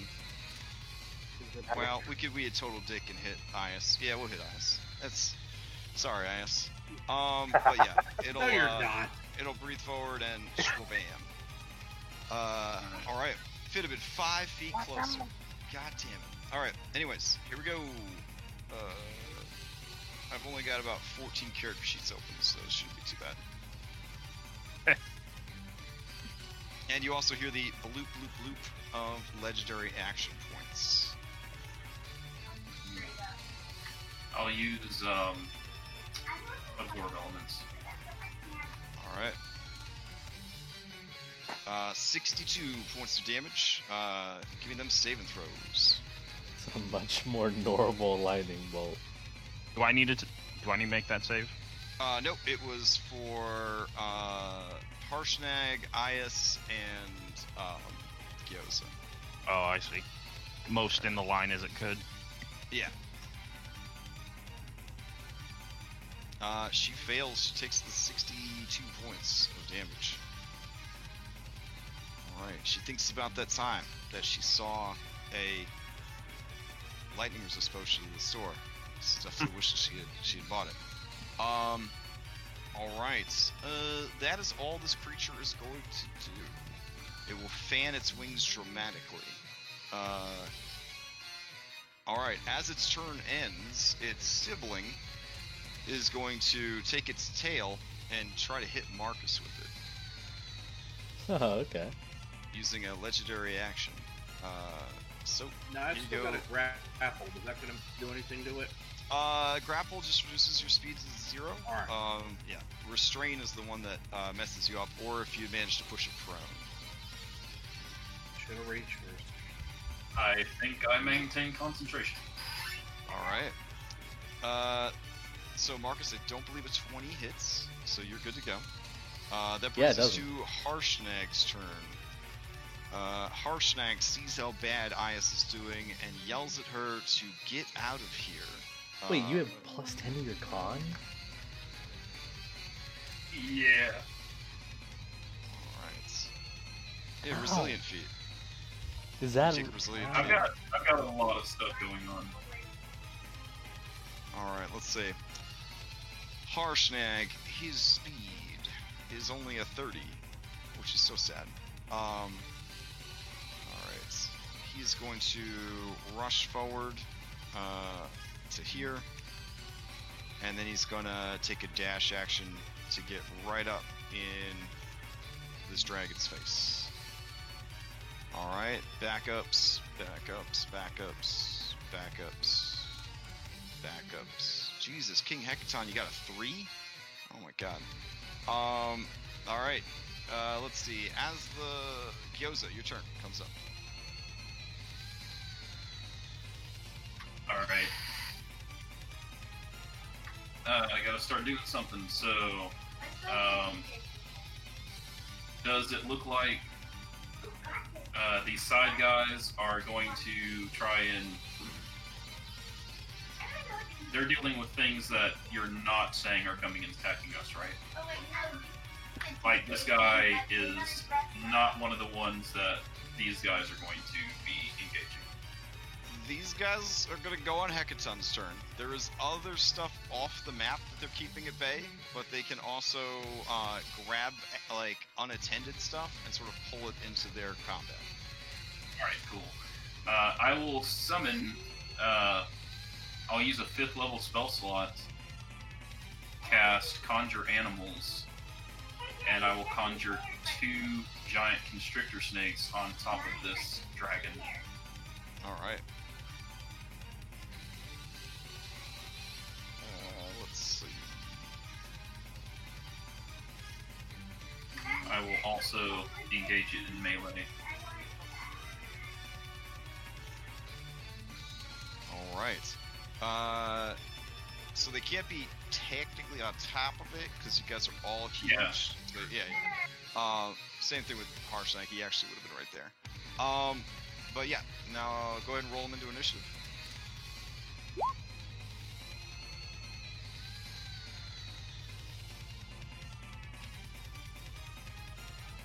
Alright.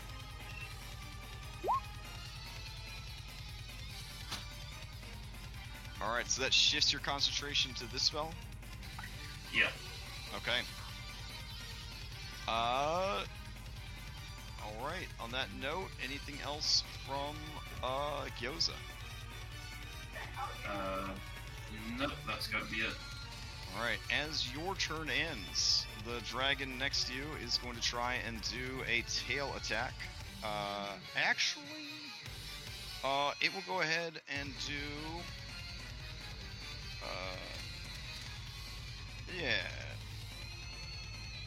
Yeah, it'll try to do a wing attack. It'll use two actions to a wing attack. So, hold on a second.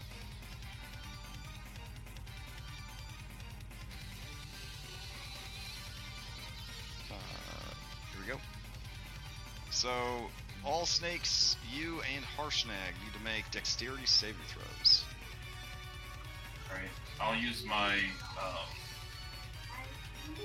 inspiration. Okay.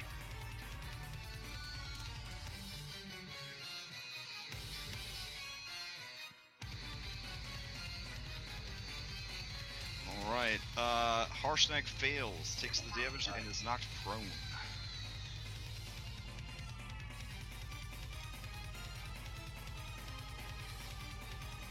Alright.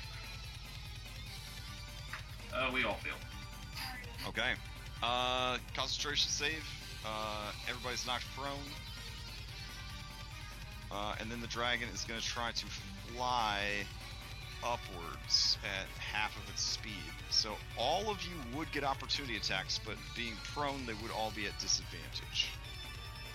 Alright, we'll take them. Alright.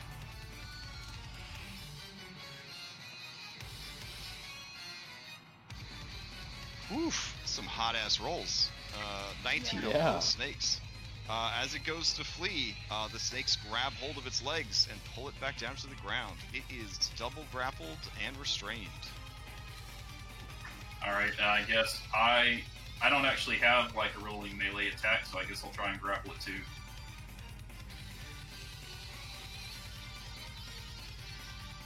Just do a fist attack. You do 3 damage with it. Alright, it is triple grappled and took a critical, no wait, disadvantage. Took a regular hit for 30 from Harshnag. Alright. Technically, let me lawyer this real quick, right? Let me lawyer this, right? If it's restrained, Sure. we would have advantage on attacks against it, right?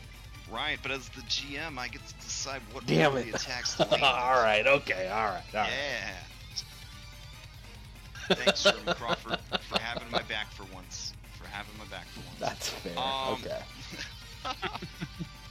Alright, that brings us to Salem. Hey. Okay.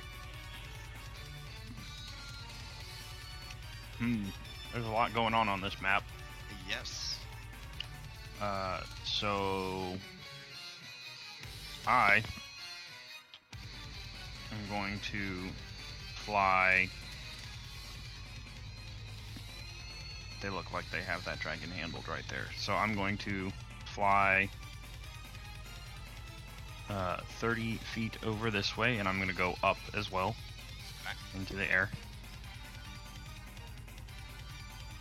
Pythagorean theorem, yay! Doesn't exist. And and then I am going to bonus action cast a spell. I'm gonna cast, or I'm gonna rather use Quicken Spell. Yeah, so I'll spend 2 sorcery points, cast Quicken Spell on myself, Okay. and I'm gonna enlarge myself. Okay. You are now gargantuan. Yep. Huh. All right. As my bonus action. Okay. Was this mostly just to check off? Yeah, was this just to check that off on your bucket list, or like? And then I'm going to use my action to dash another 30 feet towards this tiny dragon over here that I see. All right, fair enough. Let's see. Tiny dragon. Salem smash, tiny dragon. Rah! All right. Anything else from Salem? No, that's it for now. Okay. As your turn ends, this thing is going to, that's on the ground, is going to use its wing buffet, which will only affect Carrick and Marcus.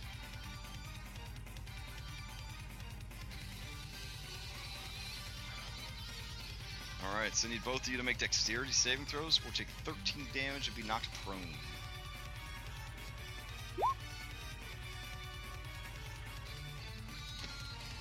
Okay, I'm knocked prone. So I'm Alright. not prone, still holding on to it for dear life. Correct, yeah, just like a good wrestling match. Okay. Alright, that brings us to the top of the round. No, it doesn't bring us to the top of the round. How did I get to the top of the round? King Hecaton and all the fucking giants get together. Alright, King Hecaton is furious that she is not here, but there is a dragon nearby, and the dragon is grappled, so that doesn't change anything, but it's going to run up, and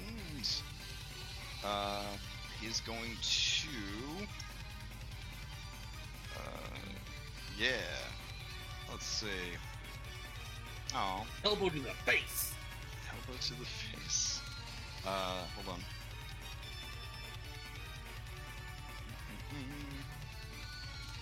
Alright, he's going to Carrick use is his prone, great no? sword. Yeah, never mind.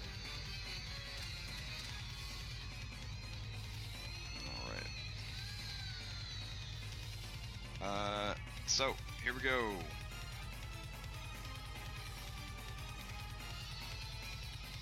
He hits.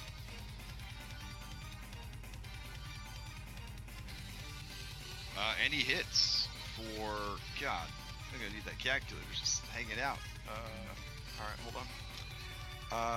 Let's see. 86. 86, thank you. You're on calculator duty? Alright. He deals 86 points of damage to this creature. It is bloodied already.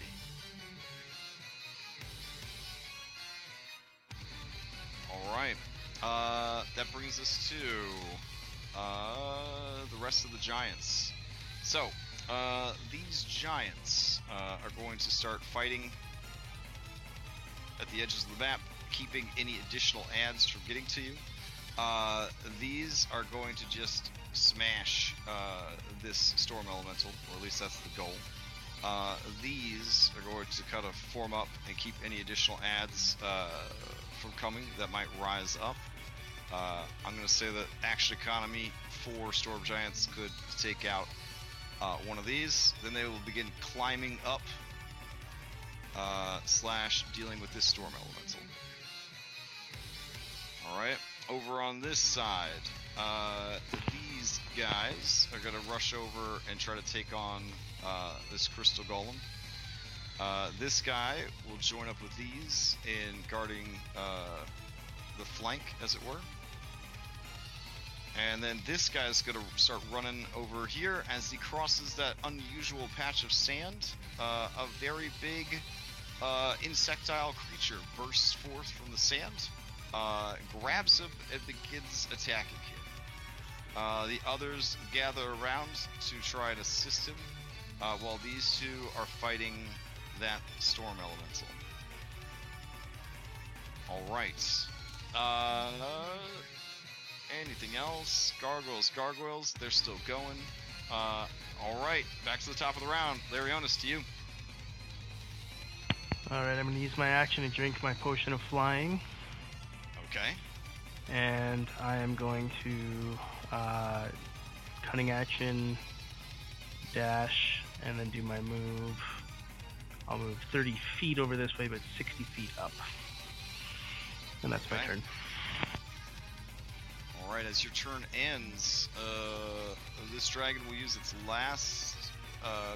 this dragon that is restrained and all the other stuff will use its action to lash out. It will try and hit Kyoza with its tail.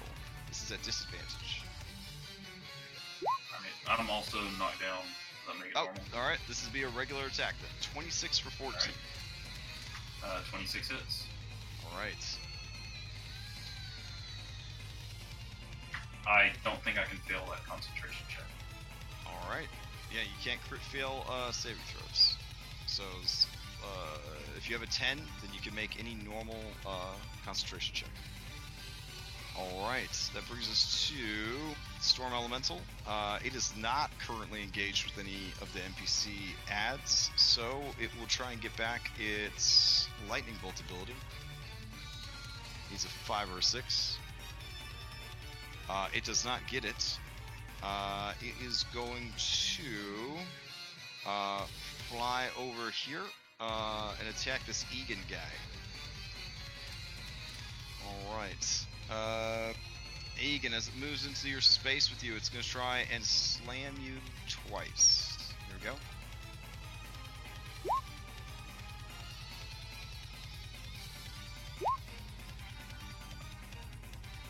18 does not get past your defenses, but a nat 20 does. 16 bludgeoning and 15 thunder. Or sorry, 5 thunder. 5 thunder. Jesus. Okay. I was like, wow, Yeah, 15 yeah. thunder. Let's see. Continuing on. Layer. Yikes. Okay. Let's see.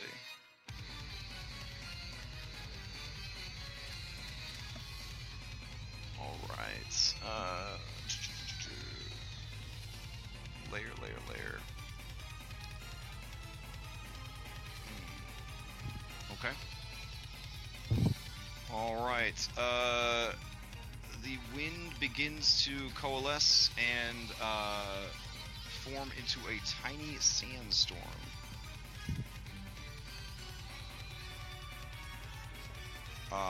It appears over this baby.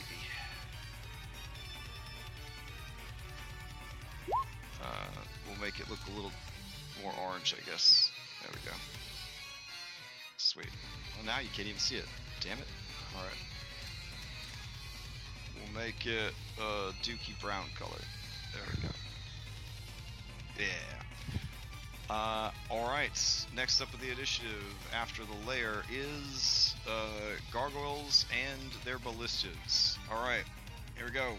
It's gonna fire ballistas at the king. Seems to be their goal.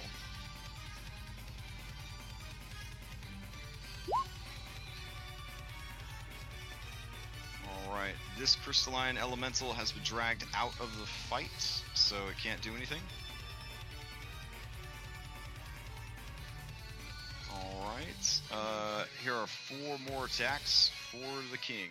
1, 2, 3, 4. He did ask her to bring out everything she had. All right. God That's a damn it, miss, King. but the only one that hits is the beefy ass critical for 35.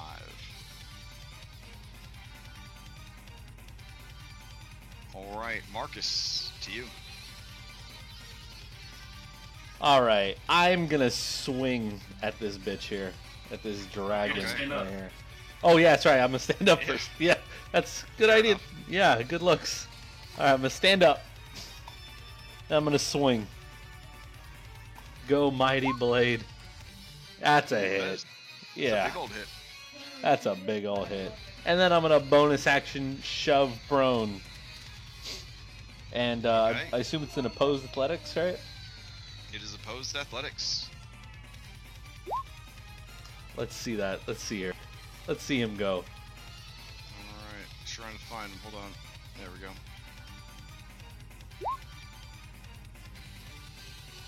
Yeah, you push him prone. I look to Carrick. I give him the Forgotten Realms bro nod. And I tell him to go Alright. do your thing, and then my turn. Alright, fair enough. That's where you awkwardly put a side of your chin to the side of his chin? Is that the Faerun Bronod, or just the Yeah. equivalent? Got it. Got Yeah, it. Alright. something like that. Yeah. Alright. In that case, Gargoyle with Ballista will fire at the king.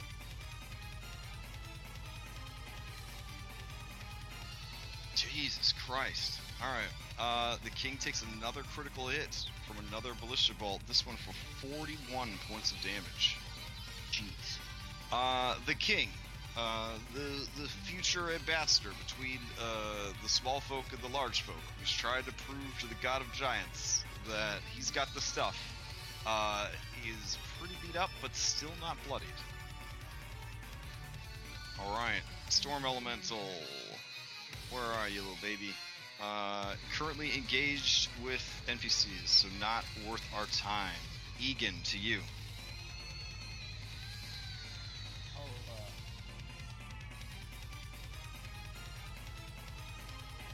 You're super quiet. Egan, are you muted, bud? Nope. I don't think I'm in. I No, can't you're hear just you, man. really quiet for some reason now. I will speak louder. That did not help. Yeah, I'd like turn the music off to hear him. Alright, Egan, what do you do? Attack. Are you gonna attack the Storm Elemental? I will raise attack. Okay. He's gonna rage and then attack. I heard him. Okay. Oh, sorry. wow. Double third. No worries. I'm just trying to help. Oh my god. That was a lot of damage. Are you smiting also? Am I reading that right? No, smite. I'll hold on. No, Okay, so No, just this the would be rage. Got it. Alright, so you drop 33 plus another 2, 35 points of damage. You attack again. As you strike it, it will use its reaction to use thunder and lightning on you. You attack again, a 14 definitely hits for 31 points of damage. The elemental is bloodied. Crash, you're adding the bludgeoning two-handed. The second number's not. Oh, okay. So it's- Appreciate it's- that. Yeah, 37 on the first and 19 on the second. Okay. Alright, so I'll add 24 hit points back in. It is not bloodied yet then. Alright. Anything else from Egan? that is all. I'm so trusting of Paladin DPS. I'm just like, that checks out. That's fine. Alright. Over here, this young man having a bad day. You hear the bloop bloop bloop of legendary action points refilling, but looking around, it has definitely found itself in a pickle. It wants to cry out to Mom for help, but it would never be able to live with the shame of that. It knows that it is currently grappled by this guy right here, so that guy's who it needs to give all of its loving to. It has gonna roll a d6 to see if it gets back his breath weapon. Oof, it does not. So instead, it is going to turn all of its attacks On to you, Carrick. You are both prone right now. Yep. Yep. So it'll be regular attack rolls. Here we go. A claw, and a bite. As you guys roll around in the sand. Alright, so the claw hit, that second claw misses, and the bite misses. All right. And its speed is 0. There is nothing else it can do. And so all right. 15 slashing, half to the raging. Alright, cool. Okay. Let's see. It'd be disadvantage to shoot that dragon. It's disadvantage to shoot that dragon. That one's fighting these guys. Yeah, she is going to move over here and take aim at one of these here gargoyles. Try to take them out. Alright, so she'll do this one in the back corner here. Here we go. 2 shots from Ias. 1 and 2. Alright, the first one hits, but the second one with a 13 does not. Alright, and then she is going to, I guess, get up next to this wall maybe and try to use it for cover. Alright. Oh, my roll 20 is reaching its maximum capacity here. It's very frustrating with me. Alright, as that turn ends, it is going to, the dragon is going to try and tail whip Sergeant Carrick Boragash, because it doesn't feel like it has much time left to live, so it's a race against time to try to kill you. 16 points of bludgeoning damage, Yep. and then it is your turn.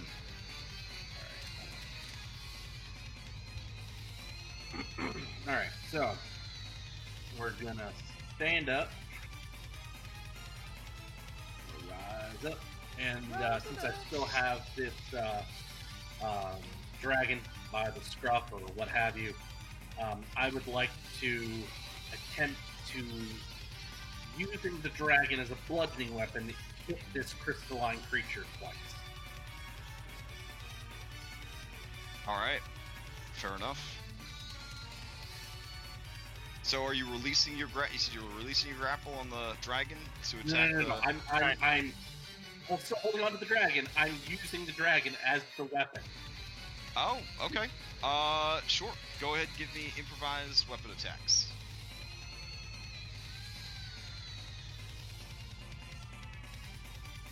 Don't have that on my sheet. It's just improvised a weapon. it's just Literally- strength. sorry, it's just your strength. So just roll, Just my just strength. click. Okay. Yep. Alright. Unless you have like Tavern Brawler, then you can No, use the I dragon as a don't proficient have- weapon. Don't have Tavern Brawler. All right, let's see him. Those are checks. This is attack. Damn you, Crash! Now I want to make a character with Tavern Brawler just to get in a position Yeah. like this to use a dragon as a weapon. Mhm. Yeah. All right. 18 and 19 both hit. All right. All right. So You have to figure out what damage dice a dragon does. well, everything would be tripled technically. So I'm gonna say do 68, and the dragon will take half, and the creature will take half. So 68 plus your Okay. strength modifier. Yeah, I was gonna say, don't forget that strength. That's that juicy 7. All right. All right. 31 damage. Okay. They both hit, so do it twice. Oh, okay.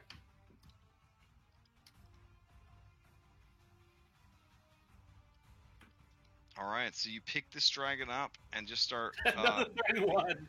beating this this guy over the head with this dragon. Fair enough. Dragon is not in good shape. The weird crystalline elemental golem-y thing looks really pissed off and confused. All right. Anything else from Sergeant Carrick Boragash? No, that's plenty, I think. Okay, fair enough. So let's see. Actually, you Storm. know what? I'm gonna action surge and do it again. Oh shit. Okay. Give me 2 more strengths, and if they hit, give me them damage rolls. Do it. 17. 17, just shy of the mark. You need 18 to hit this guy. 20. 20 hits. Give me that damage. That's another 68. You should have reckless. Oh, Holy shit. All right. They each take 20 points of damage as you split the damage between them. I haven't forgot about the lightning breaths. All right. Anything else from Carrick? No, I think now that's enough. All right, fair enough. All right, that brings us to. Let's see. Storm Elemental there is out of the fight, so I'm just going to delete it so that that's taken care of. Yeah, why not? Bursting forth from that pit is one of them big old bugs. And as it rises up out of the pit, it's going to lunge for the king. Let's see. Here we go. He'll do a bite, and then 2 claws. Oh, jeez. This guy's like a critical hit magnet. and the bite didn't even post. Oh, there it is. All right. The king is now bloodied. As restrained. You have yet to see Imarith even enter the battlefield. All right. Gargoyles. They're going to take shots at the now restrained king. Oh my god.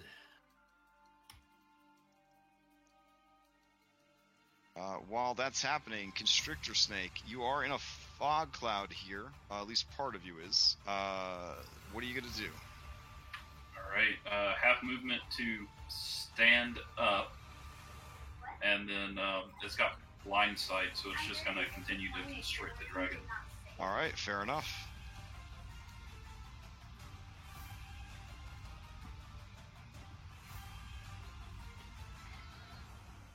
All right, that is a hit. Takes 10 points of damage. And that brings us to this gargoyle out here. Gonna take a shot.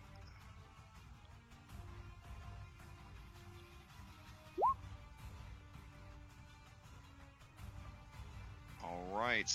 Normally a 13 would miss, but since he is being held by this creature, he does get hit. Marcus, not looking good for the king. All right.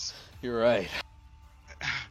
As that turn ends, this dragon right here is going to use another legendary action point, and it's just going to try and bop Sergeant Carrick over the head with its tail.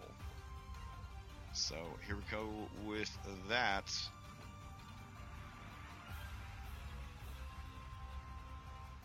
Uh, 17 for 18. Okay.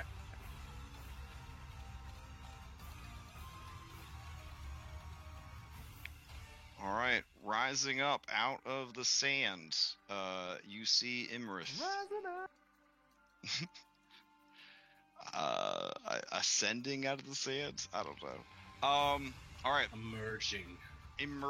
Thank you. Birthing forth. First her horn crowns. No. All right. Oh, Erupting. Yeah. A rising, whatever we would call it.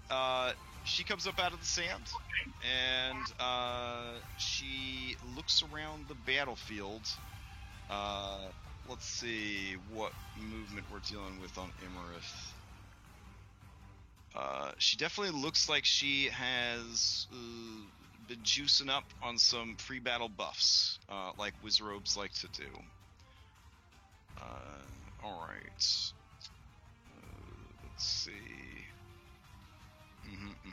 All that. Yep. Okay. Mm-hmm. Okay. All right. So she is going to fly. What speed she has left? So only about 30 feet up. Let's say we'll go like this. Yeah. Actually, she'll just stay pretty close to the ground because she sees she's got a pretty good shot there. All right. You see thunder crackling or lightning, and Lightning. yeah. Let's see. She wants to try to kill as many of you bad guys as possible. All right. If that's the case, she should probably go here. All right. There we go. The king is immune, but she will go ahead and breathe through like that. So yeah, that works good. There we go. She learned it from you, Marcus. She learned it did. From you. She did. All right. So that'll be her. That'll be her breath weapon. Witness 120 me. feet and 10 feet wide. Holy shit. Alright. And of course the bloop bloop bloop of legendary action points. Now, Filling up. just a question. What's up? Can I pull a page from your book and say, Okay. well, our tokens aren't 100% directly in the line. Could I get advantage on that? Oh, man. Oof. I mean, you've got Shield Master. It seems cut. Sure. Okay. Why not? Alright. I have a question that's a lot less rule lawyery and just an actual Sure. question. Is this a shot along the ground? I know we don't do the Pythagorean theorem, but I am 60 feet Oh, in the air. yeah. That's why I was like, she's gonna fly up. No, she's gonna fly down. I'm trying to look at the whole battlefield here as if I was a dragon with a 20-something intelligence, which I don't actually have. So she's gonna emerge, fire off the breath weapon, then keep moving after the breath weapon gets fired. She catches sight of the three of you. She knows that you guys are bad news bears, so she's gonna go ahead and try to hit you guys. It'll pass harmlessly through the king, however, but I will need Carrick, Marcus, and Larionis to all make saving throws. So it does hit 60 feet in the air. Oh, you are 60 feet in the air. Okay. I'm flying. I set my whole turn to Fucking fly. A. All right, I'm already committed to it. We're just gonna shoot Marcus and Sergeant Carrick. Thank you. All right, here we go.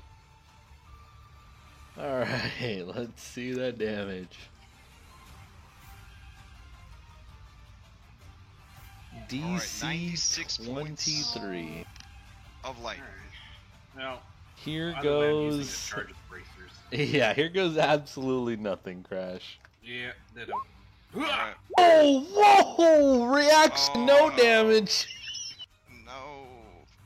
No, it's crazy. It's Crash, you crazy. sound so defeated because you didn't kill Marcus. No, I'm not saying that. Now- I just think it's Now- incredible that even if he hadn't tried to, weasel advantage, he still did a nat 20. Now, Alright. Marcus. I only Now, take Marcus. half of that. Marcus, use your shield to deflect it at something that, like, it'll hurt. Like At the Lars. What? No, I'm kidding. No. Yo, buoyancy. I know what my next shot's going to be hitting. Alright. No So, PvP. Alright, no reaction anymore for me. I can use my reaction Okay. to reduce the damage completely. Alright. So rising up, using the breath weapon, she will then fly up into the air with the remaining speed that she has left, which would be 60. So she's going to head up 60 feet. Alright. That brings us to... let's see. My screen's very crowded. Her turn ends. This guy right here, that's by Carrick, or being used as a weapon by Carrick, will use its last legendary action to try to hit you with its tail.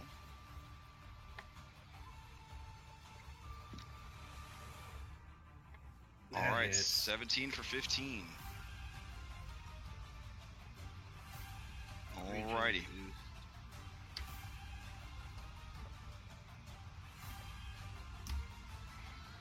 Okay, so crystalline golem over here. It does not like being hit. It will hit you back. That's what it's decided to do. It is going to try to use a Dissonant Whispers on you as a bonus action first. So, Carrick, give me a Wisdom saving throw with advantage because of Hero's Feast. DC's 14 on that, though, right? DC... Oh, sorry. Here we go. Probably need the whole spell. It is 14. There's no sneak attack. Again, I don't know why it thinks this has sneak attack. But it would be 16 psychic, and then you would need to move, use your reaction, if you still have one, to move as far away from it as possible. I don't have a reaction anymore. Oh, okay. In that I case... used my reaction to use my diamond to use the bracers. Alright. Yeah. In that case, 16 points of psychic, and then it will start to slam. Alright. 1 and 2. It's pretty good you use your bracers then. Yeah. Those both hit. Alright, inside the cloud, you hear the bloop bloop bloop of legendary actions. This dragon is going to try to get its breath weapon back. Needs a 5 or a 6. It does not do it. Alright, it has blind sight, but it is restrained. It knows who is restraining it. It is this guy right here who is still prone. It is going to make 3 attacks against him. Here we go. Claw, claw, and bite. 17 misses. Okay, so 31 for 11 and a 22 for 21. None of those generate a DC higher than 10, so you maintain concentration. Alright. And that is its turn. Harshnag is going to make normal attacks against it after spending half his speed to stand up. Though he does see that Imirith is up, and he shouts, because he's, half in and half out of the smoke, I guess, and he shouts to you, Gyoza, that, Imirith, she is here. We must hurry and finish this creature off, or leave it for the others.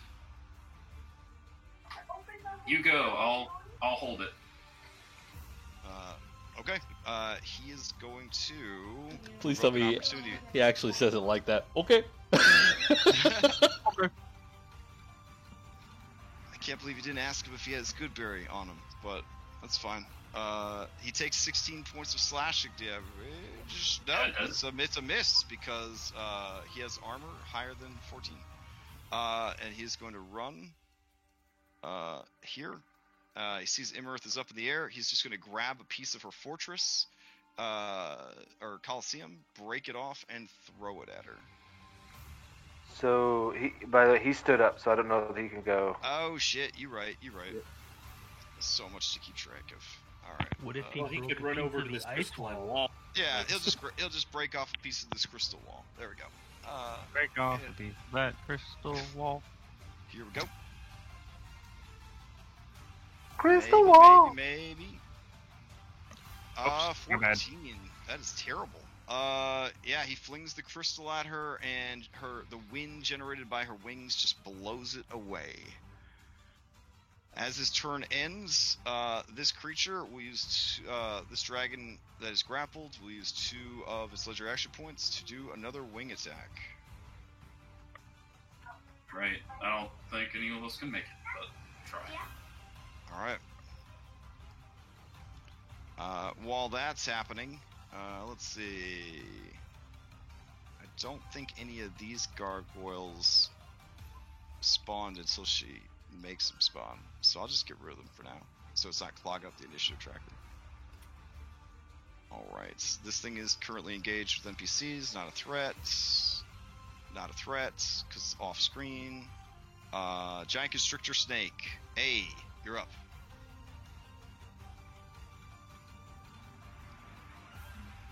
Alright. Giant Constrictor Snake stands up. And we'll attempt to wrestle it to the ground. I don't know. Let's see. Okay. It's got a good strength. Yeah, it'll do that. Alright. Strength versus strength. Oh. It succeeds. Oh! The creature is wrestled to the ground.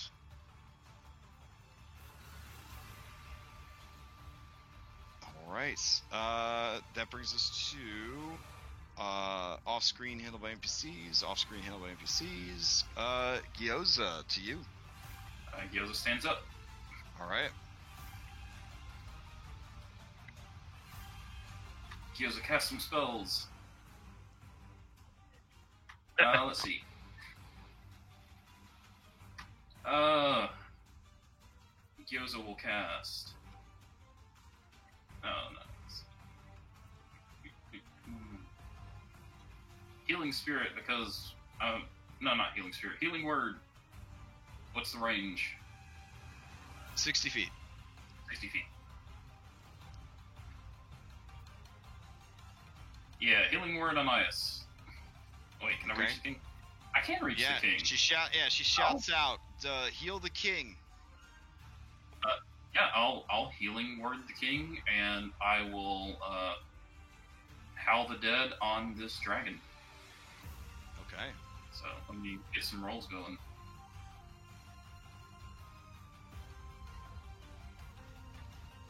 Healing Word at 2nd level.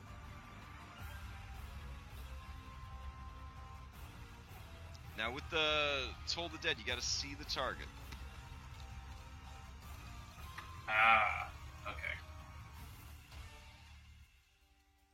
So that lair action, the sandstorm right there, that's obscuring their vision, is that like something that's like magical, like it can't be blown away, or? I mean, it functions as a fog cloud, so all of the Gotcha. same stuff that a fog cloud would have. Okay, I was just wondering. Is it a Darude sandstorm? Right. He's dead. All right. What else you got, Gyoza?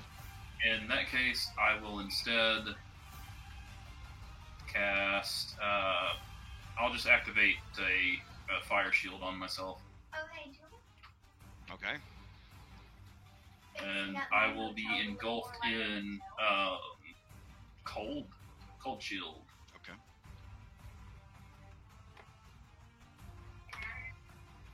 All right. Sounds good. And king is healed for 12. All right. I added it to him. Would you guys? I mean 14.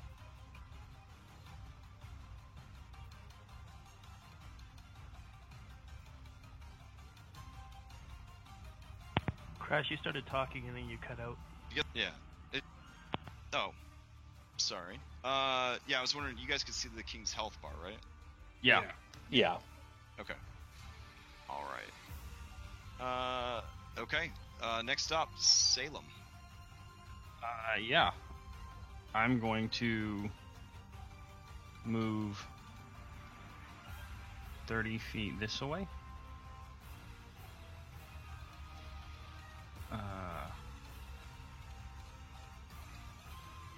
And then I'm going to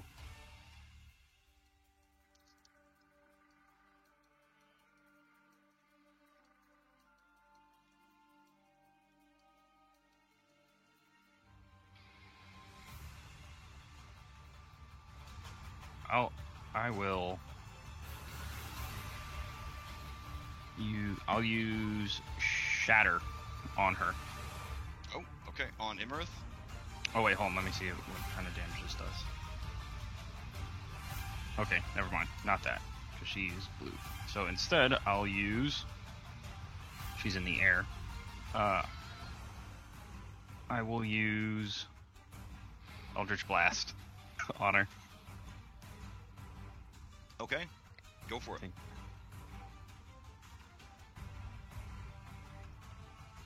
Where are you, Eldritch Blast? Pow pow. 19 and a 14 do not get past her armor. Okay. All right. I don't think I have a bonus action right now. So I will... Yeah, that's my turn. Okay, fair enough. So 30 feet down from her, 30 feet above The desert floor? I'm going up at her. Okay, so you're gonna be like at the same elevation as her? Okay. Yeah, so 60, I think is what you said she's at.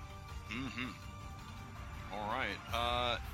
In that case, as your turn ends, she will use a tail attack on you. Since you are within what? My map is my roll 20 is going nuts. Like everything. Alright, well, everything's cut out now. Okay. I'll change your token there for you. Alright, so you're 60 feet up, but she is going to go ahead and use leisure action to your turn. Here we go. She's going to attack with her tail. Just gotta restart. Or refresh. Oh, wow. She misses. I think? Wait, your armor class is, oh, no.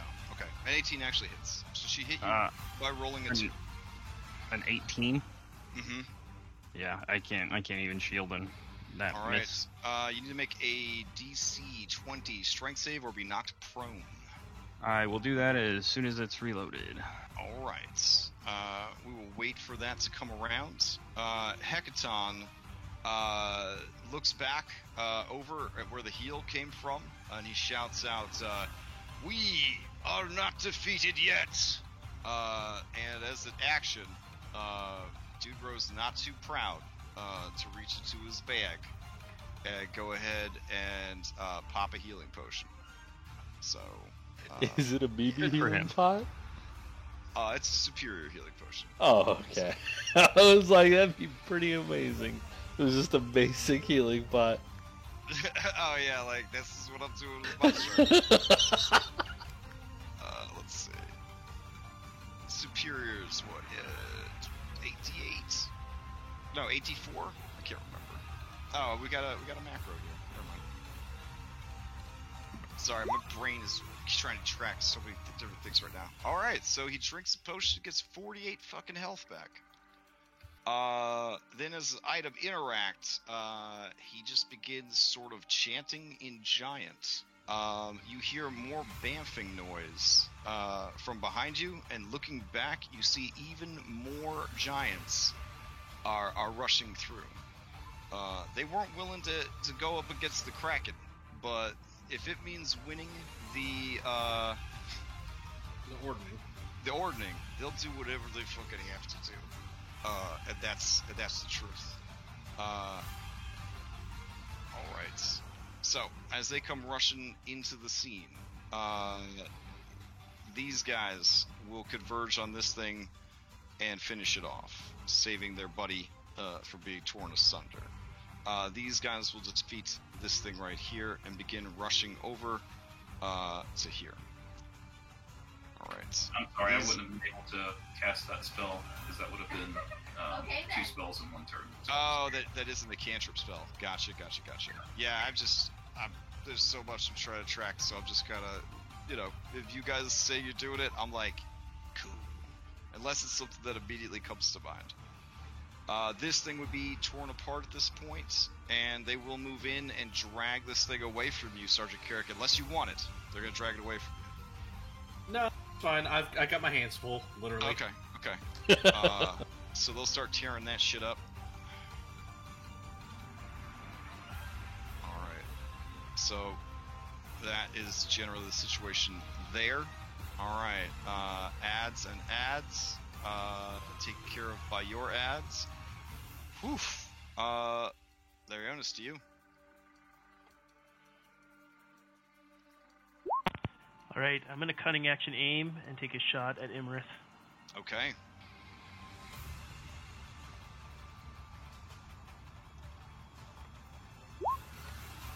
25 is gonna hit. She takes 21 points of damage. There's no Crash sneak is- attack. Damn. It's probably a little late, but I realized that for a couple of my attacks, I should have factored in my Divine Fury. Since I Yeah, your originally- Zealot Fury, for sure. Yeah. Okay. We're all forgetting stuff. It's alright. Yeah. Just do it from now on. Alright. Yeah. Larios.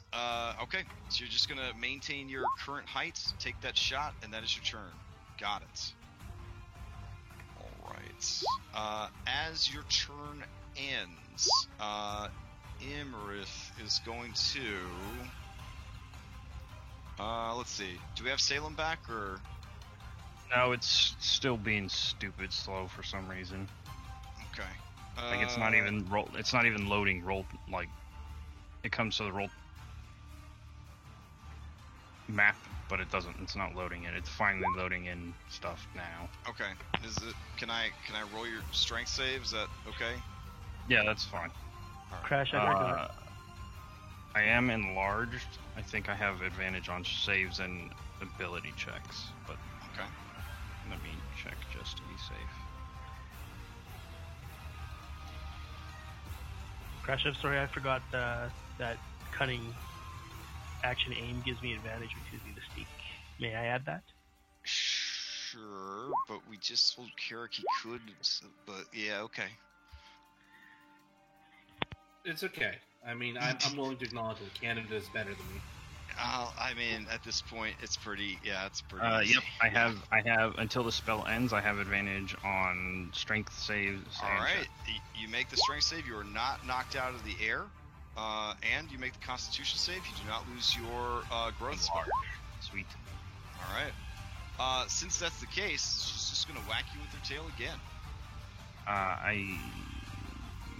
There it is. Okay. Unless quick casting. Let's see. How much damage did I take from that? How much damage did I take from the tail first one? It was the first one. Scroll up. 21. So it would have been a DC 10, and I rolled a 13 on your Constitution. So okay, I'm just doing it for health. I didn't subtract the damage though. All right. In that case, let's see. You're still up in her face, huh? Yeah. She'll try to hit you with her tail again. All right, 39 here we go. is what it was. I have asked it to roll. Here we go. 23 for 22. You need to make a new strength save throw to see if she knocks you out of the air. I kind of picture you guys like aerial dogfighting it Yeah, out. it's like 24. 24, you are not knocked out of the air. That's basically what I'm about ready to do. Go ahead and give me another concentration check.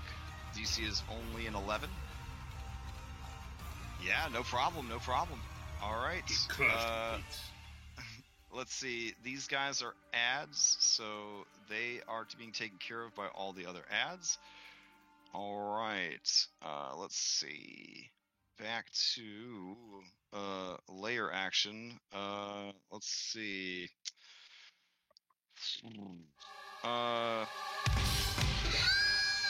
jeez. I guess we're back to Castlevania. It's the dragon fight.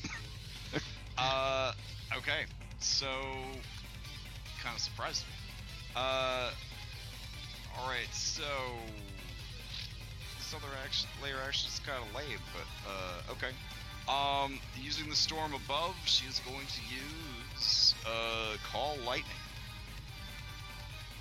All right. She is, as in Imarith is. It's the layer action itself is the effect of Call Lightning. So it's just okay. yeah. Stormcloud appears in the shape of cylinder. Yada yada yada. You see a ridge above you. Blah blah blah. All right. So what is it when it hits 5 feet of the point of impact? All right.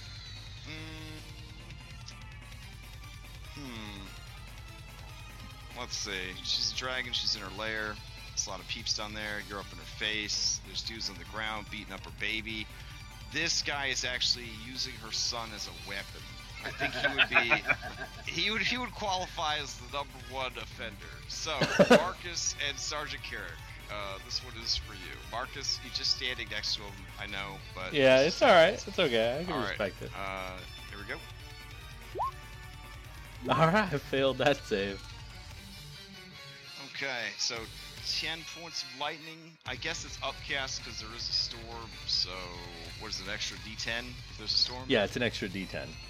Okay. Oh, okay. What? All right, 16 points of lightning damage comes crashing down from above. Alright. These gargoyles are having trouble shooting the king because there's this thing in the way. The king's there, but the king's restrained, but there's other people, but the king, they were told to kill the king. So that's what they're gonna do. Here we go. 1. Jesus. 2. 3. 4. And 5. He should lay down. Alright, actually, a lot of these didn't hit. He did take the 15 different crits that he normally takes. So that's good. Alright. Oh, you mean like fall prone? So he's not, He's restrained, so that's better. But... Yeah. Actually, only that first one hit. So, even with restraint. Okay. And then that guy is removed from the fight because your ads have him. So it's really the gargoyles at this point, Imarith, and her two sons that she's just beating the shit out of. She loved these boys like Paula Deen loves her boys. You know what I'm saying? These guys, they're dungeon flippers. You know, they go around Faerun, they flip dungeons. They got a whole show, and they're probably never going to get to film another episode because they came to help Mom. Mom told them she needs help with something. They love their mom. Oh well. Sorry guys, I ruined your family. All right, Salem, Imarith. She looks at you, and in her beady eyes, you could see her remembering all that mean shit you said in the throne room, all that mean antagonistic shit you threw at her, and back in the Eye of the Allfather, she remembers that too. She has a special book where she writes down all the mean shit that you've said. She's gonna hit you with her tail again. Ah, really? 29 for 23. Another strength save and another concentration check. She has burned all 3 legendary actions attacking Salem. Is his save improved by my aura? He's 60 feet up. So. Oh, okay. Pass and pass. All right. You guys continue just your aerial dogfight back and forth, tail whips, shoulder jabs, horn attacks, the whole deal. It is like when 2 monsters fight each other in Monster Hunter. The gargoyles want to get out popcorn and just watch, but they are on the fucking clock. So, Supernova this whole place. that makes me scared just remembering. Okay, Marcus, to you. Oh man, I've been thinking about what I should do this whole time.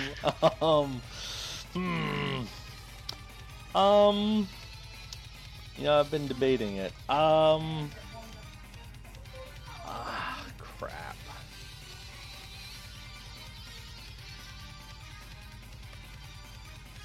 I am going to step back. Okay. And here we go. I'll step right here. And I'm going to cast Call Lightning again. This time casting it directly on Imarith. So here it comes.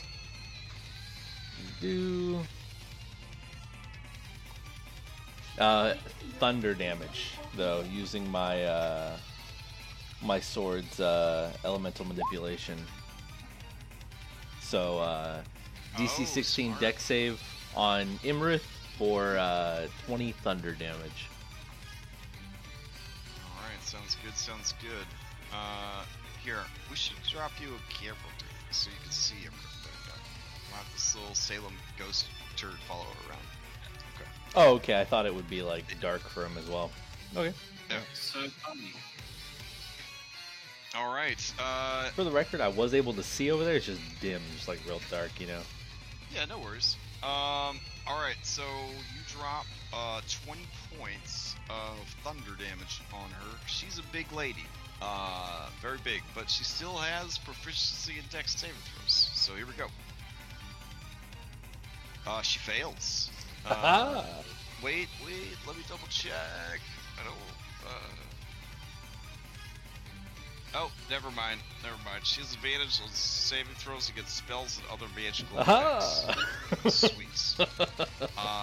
Alright, so she takes half the damage, but takes full damage from thunder. Anything else from Marcus? You know, not really much else I can do. Do I have any bonus action cantrips? Nope. That's it. That's it. Okay. Gargoyles. They're gonna keep shooting at the poor king. Here we go.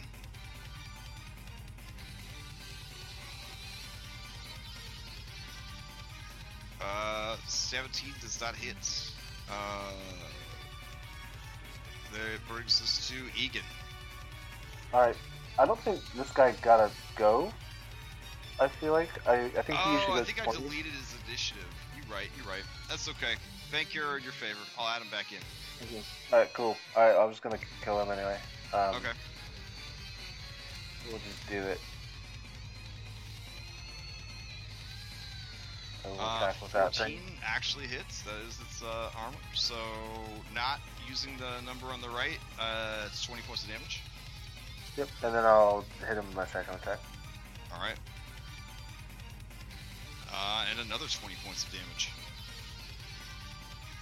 All right, it will use its reaction to thunder and lightning you. Okay. And that is all. All right. Your ally Ias is going to pop up from behind the wall, and she's going to take 2 shots at Imarith and hope for the best. Here we go.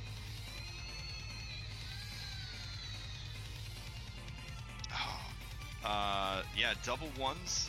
Does it hit? It did 20. Does not get through her defenses. She is going to just stay behind cover and hope for the best with her 4 hit points.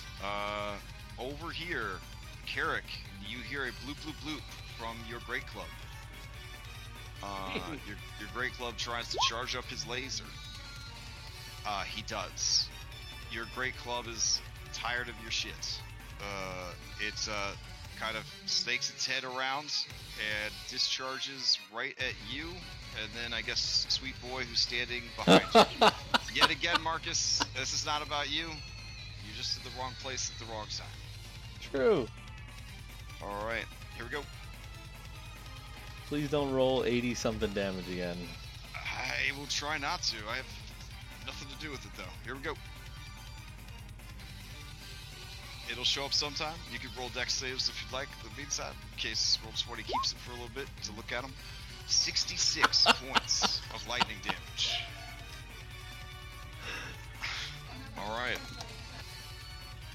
Alright, well, it doesn't matter what I roll, I'm gonna take enough that it's gonna put me down. Alright. But I come back at 1 hit point. Oh, that's right, because Orc. Okay. Yep. Oh, wait, that's right. I have 1 HP, Yeah. actually, because Death Ward. There you go. Okay. Its eyes open with surprise and alarm. And it kind of grumbles out, fucking half-orcs. And that is its turn. Fuck yourself, dude. Sergeant Carrick, it's your turn. As this I is don't think he's gonna thematically, make but I'm- it. Oh, Timmy, I'm so sorry. Okay. Well, theatrically, I'm like I'm holding it with one hand, like with my hand. I'm like with my boot. I'm just gonna like shove him down on the ground, but obviously that would be like an attack. But I'm going to let go of him and wielding my +2 great axe. I'm going to strike him recklessly twice. Oh shit. Okay. Don't forget your shit this time. Your extra damage. I won't. That's why I'm Alright. not fucking around anymore. All right. Recklessly that hits. Oh my god, 40 damage. Okay. Is it still going? He is still going. All right, let's keep this reckless party going. How does he die? Her sweet baby boy. First blow, like the boot on the neck, like right behind the head. First blow lands, and he just looking at me and like, no! And then the second blow just lands and finishes chopping off the head. And All then I'm gonna item interact, reach down, grab his head, and just look at Imrith and just like show her son's head. All to right. her. They say there's no taunting mechanics in 5e, but this would certainly count as a taunting mechanic. All right. Whew. Anything else from Carrick? You still have movement. And a bonus action. I've got a second win. All right. That's 1d10 plus 4. I don't know if the trap for one. And then bonus action, I'm going to, I guess, come over here next to these, giants, these storm giants, and hopefully not be lined up with Marcus anymore. He's a lightning magnet.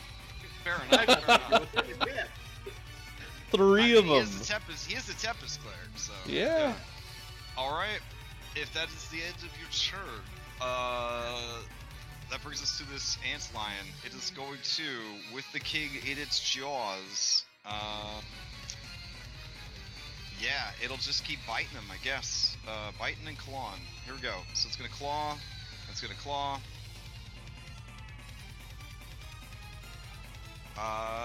The first attack misses. The second attack hits. It does not want to... Yeah, alright. I guess it'll try to bite him. It can't bite another target or use its sand throw. And if the target is a creature or sand. Okay, so yeah, it'll try to bite him.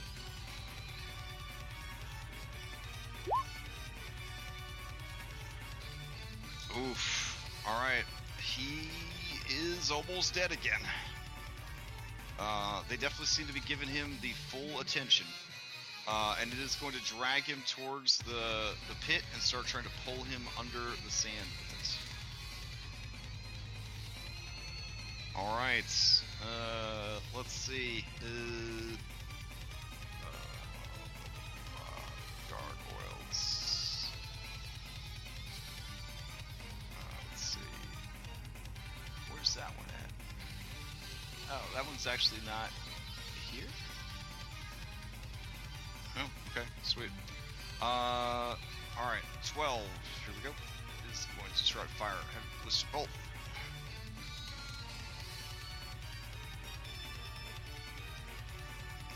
That barely misses the king.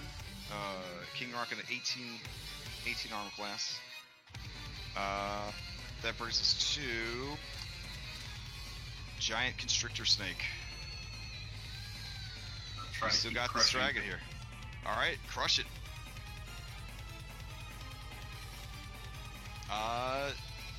Even with advantage, because of restrained and prone, 15 does not get through its natural defenses. Alright, but it is not going anywhere, because it would have to maybe 2 rounds to break free from both of those snakes. Well, 3, I guess, if you're still grappling it, Kyosen. Alright. Imra's turn comes up. You hear the bloop, bloop, bloop of legendary actions. She looks down. Howdy. She looks down at her dead son, his head being waved in her face by Sergeant Carrick Borgash. She wants nothing to do with you, Salem. You will have to wait. This guy that killed her baby is the one that she's going to turn her focus against. She does not get her breath weapon back. Carrick, as she looks over at you and what you have done, her face contorts in just a mask of pure, unadulterated rage. She is going to go ahead and take a deep, steadying breath, and remember that at the end of the day, she is a Wizrobe. So she's going to go ahead and just cast a little magic missile at you.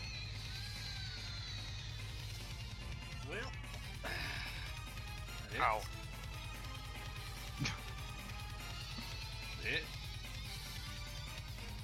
That hit. Oh, wait, he only has one And hit I'm point, down. right? And I'm down. He's got like a bunch. But anyway, she casts as a 3rd level spell. So what is that? 5. All right, there we go. Yep. All right. So and any that's a failed death save. and Wait, that's a no. failed de- No, Is that that's 1 the or whole- 2? How many hit points do you have? it started with 9. I'm at 0. So I've dropped to 0 with the 4th. Oh no! magic motion. Only melee attacks made within 5 feet are auto crits for 2 failed death saves. Anything else is Okay. just 1 failed death save. Alright, then I have 1 failed death save. All right. She kind of takes a steadying breath and then turns her attention back to you, Salem. All right. That brings us to some gargoyles. There's a lot of fucking gargoyles. Let's see. Oh. Did Groovy just give up? Was Groovy Yep. just like, yeah, I'm Groovy done? I don't know. I'm Maybe done. Groovy got stolen. Oh, No, yeah. Groovy didn't get stolen. Let's see. Don't give up on us, Groovy.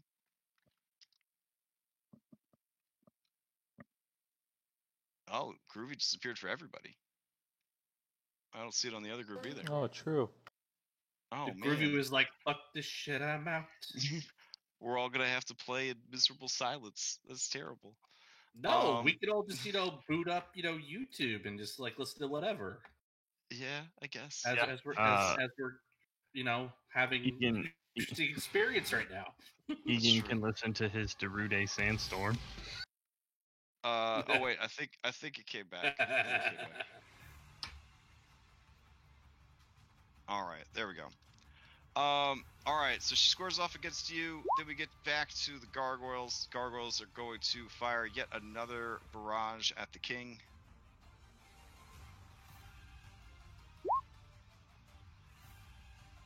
Oh, wow. All right.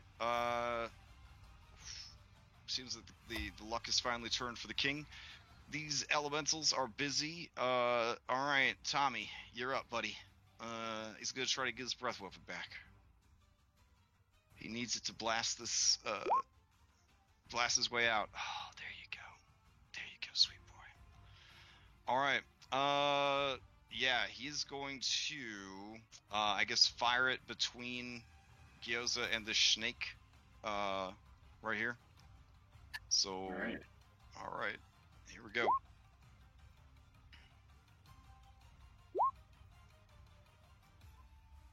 And absorb elements. All right, 74 points of damage. Oh,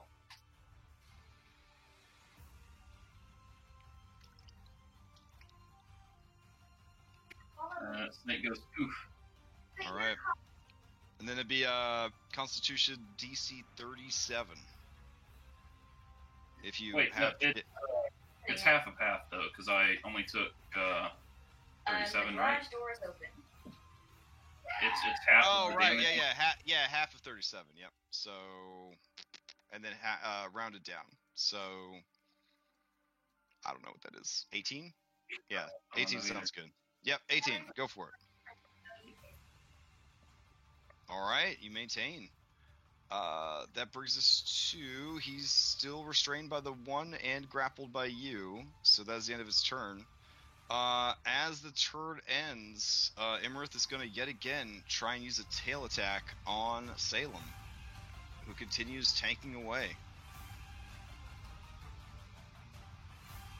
All right, let's see what we got. Salem.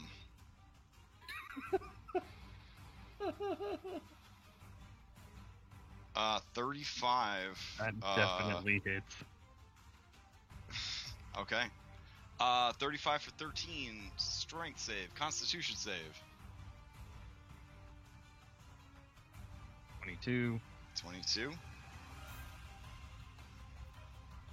and 22. All right. Man, you continue to tank her like it's nobody's business. That brings us to this errant storm elemental who hasn't given up on you, Egan, just like you didn't give up on him. Here we go. Slam and slam. on in. Yikes. 25 for 12 bludgeoning and 8 thunder, and then the other attack misses. And I'm raging, so half the bludgeoning, but thunder, right? What? You're coming in so slow or low. Sorry. Yeah, you could tank the bludgeoning with rage for half, and then you take the full thunder. I think that was the question. Okay. Man, it sounds broke. All right. Harshack's gonna move up. He's trying to save the king, so he's going to. That's as far as he can make it, movement-wise. He's gonna just attack this creature. Oh, he attacks the hell out of it. All right. Okay. It is bloodied. From 100. That's not right. 62.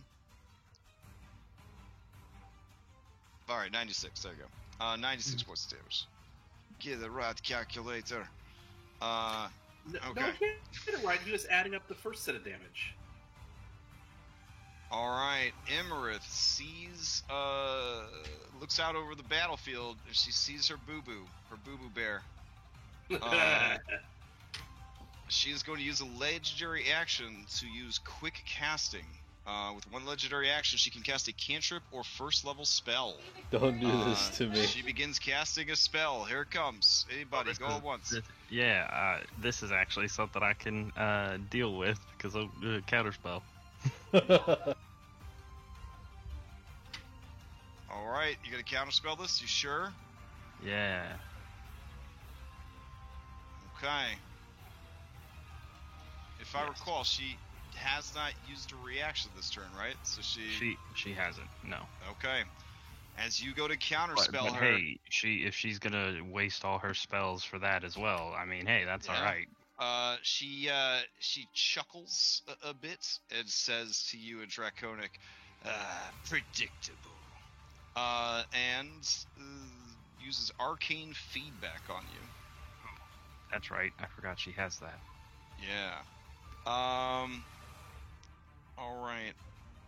I don't know why I needed this whole explanation here. Let me trim this, Retcon the counter spell. Nah, I It's already used okay. it. Too late. Here we go.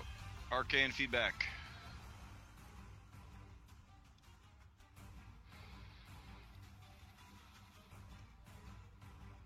Okay, so I take 28.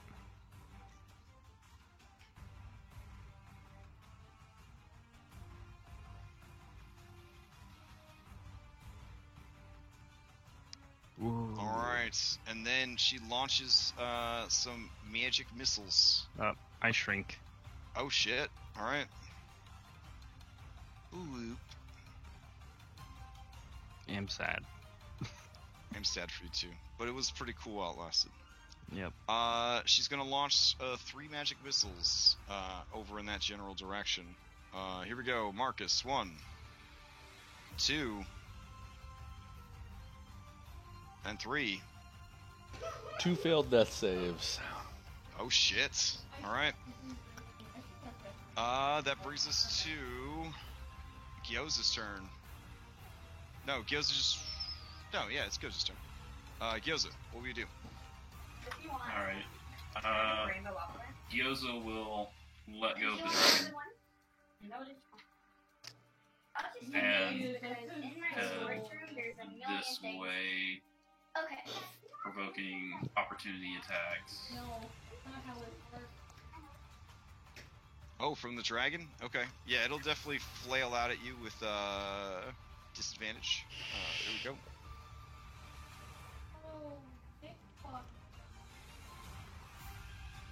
25 for 14 piercing and 10 lightning. Alright. Okay, guys. Do I get my reaction back at the beginning of the turn? Correct. Okay, then I'll reduce the lightning Wait, damage. So 19 damage. Okay. And that would just be okay. I automatically pass that. Mm-hmm. I'll do Mask Your Wounds. Let's see the range. 60 feet.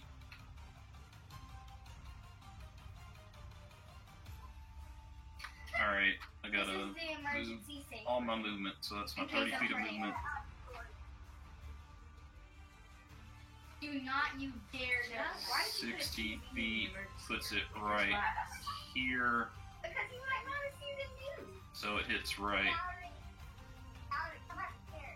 Don't you dare Right. look in my storage room. Uh, No, the don't color's you dare.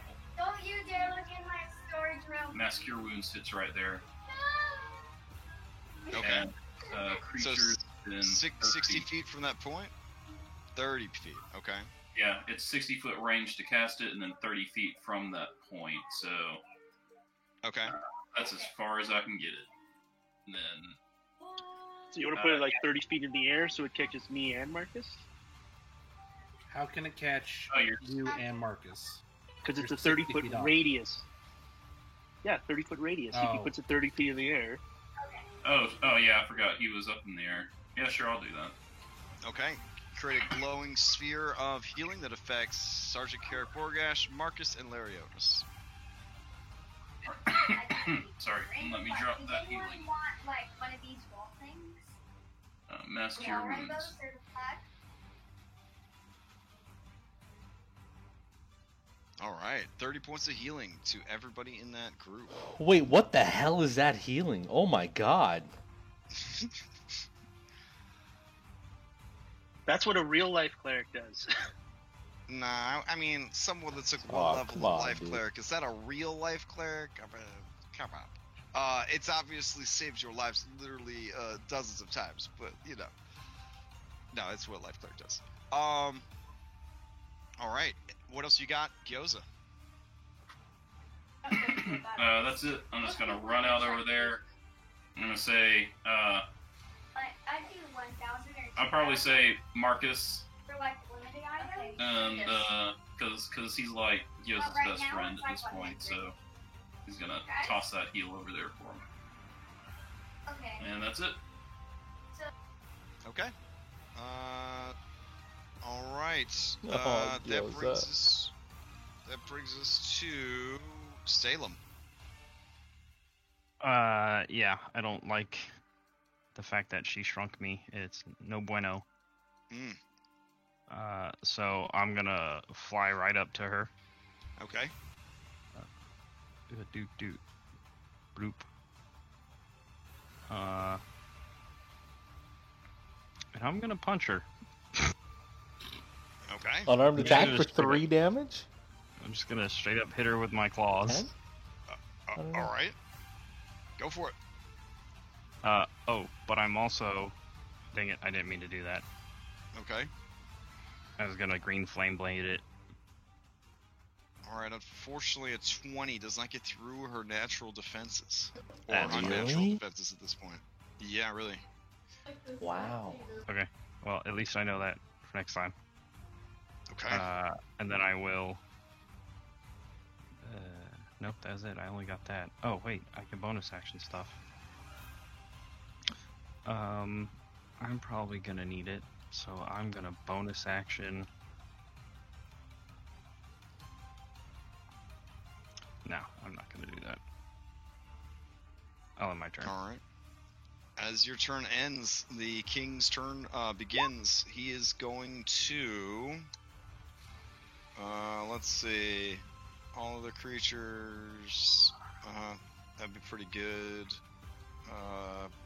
But there's allies there, so that wouldn't be good. Okay. Yeah, he's just pissed off. He is going to raise his sword in the air. It crackles with lightning, and he's going to bring it down into the creature, doing a lightning strike against it. It must make a dexterity saving throw, or take 12 d8 points of lightning damage.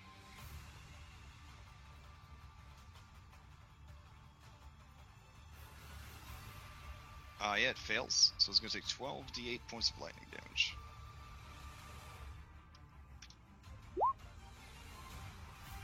All right. With the damage that's already taken, it is fried to a crisp. He shakes free of its mandibles, and he is going to kind of rush over here. Item interaction, just pick up this body and throw it, and it kind of tumbles through the sand. And then he's going to shout, now that he's got some cover from fucking ballistas, he is going to shout at all of his troops to target Imarith with anything that isn't held down. And they surge forward and begin chucking heck amounts of stone as they tear it free. Some of them do climb up and start dealing with dude bros that are up here. Throw a gargoyle at her. Yeah. This enterprising dude just steals the ballista and like starts using it like a shotgun. So that's what he's up to. There you go, buddy. This thing is just crushed into beautiful crystal pulp. All right. It's a hand crossbow for Stormjaw. It might be a heavy crossbow, maybe. Nah, probably light. All right, so these guys climb up and they start just wrecking it, grabbing stuff, chucking it, all that. Action economy wise, this isn't going to be good for Imarith. All right, this is a lot of giants.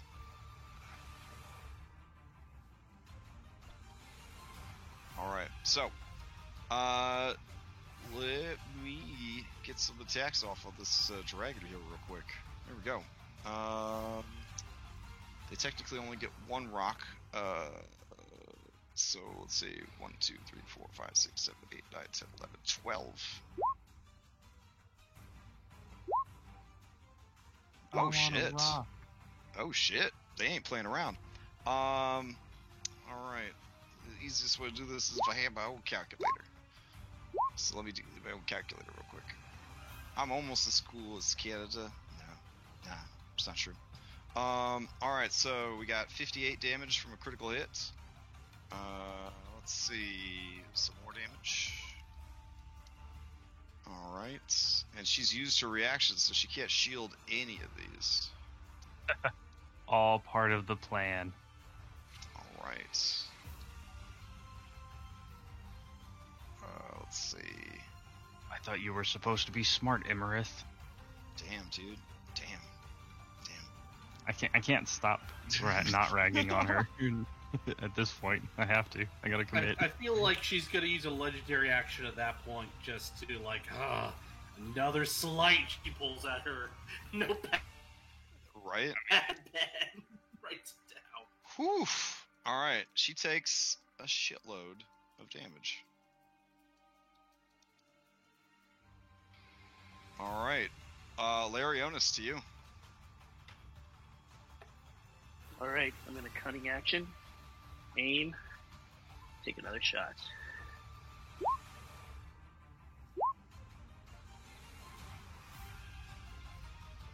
So, 39 damage. If a 28 hits. 28 does hit. That's my turn.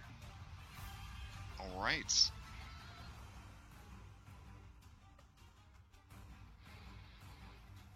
Let's see. That brings us to layer action. Alright.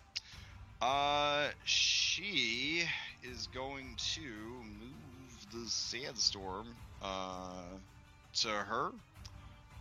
She lets out a bellowing cry that sort of echoes off the stones. And you see a great number of reptilian creatures begin streaming out from the underground areas of the Colosseum ruins. There are these adorable desert kobolds, and there are these big-ass creepy snake monsters.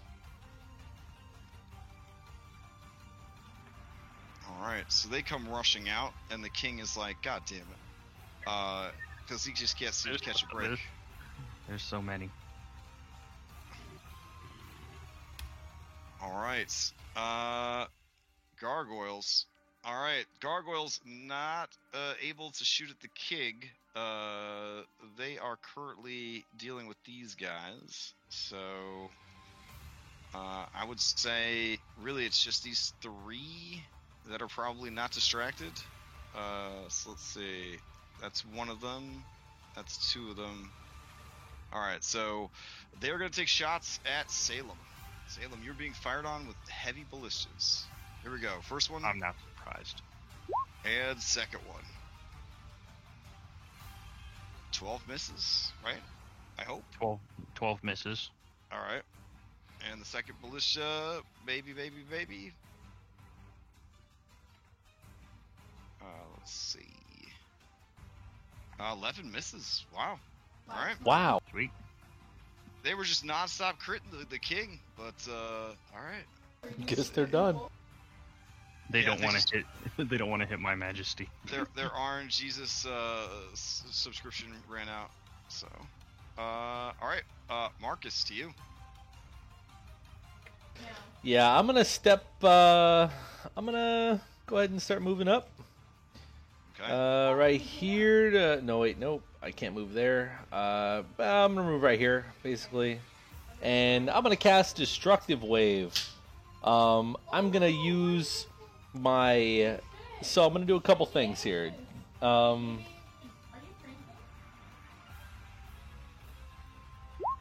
First off is that.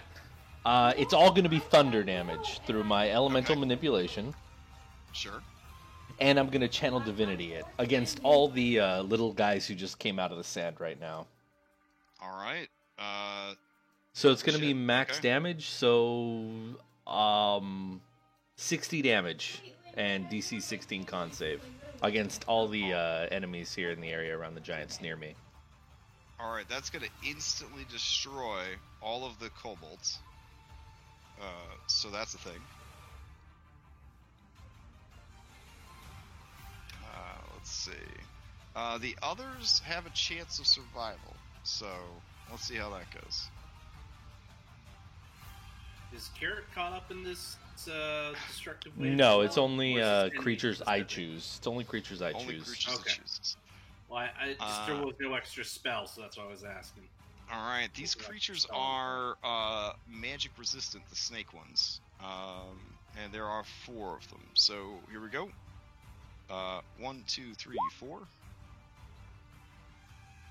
Jeez. I think only one makes the save. So the rest takes 60 points of damage. One takes 30 points of damage. The ones that take 60 points of damage are bloodied. Wow, they have a lot of health. Okay.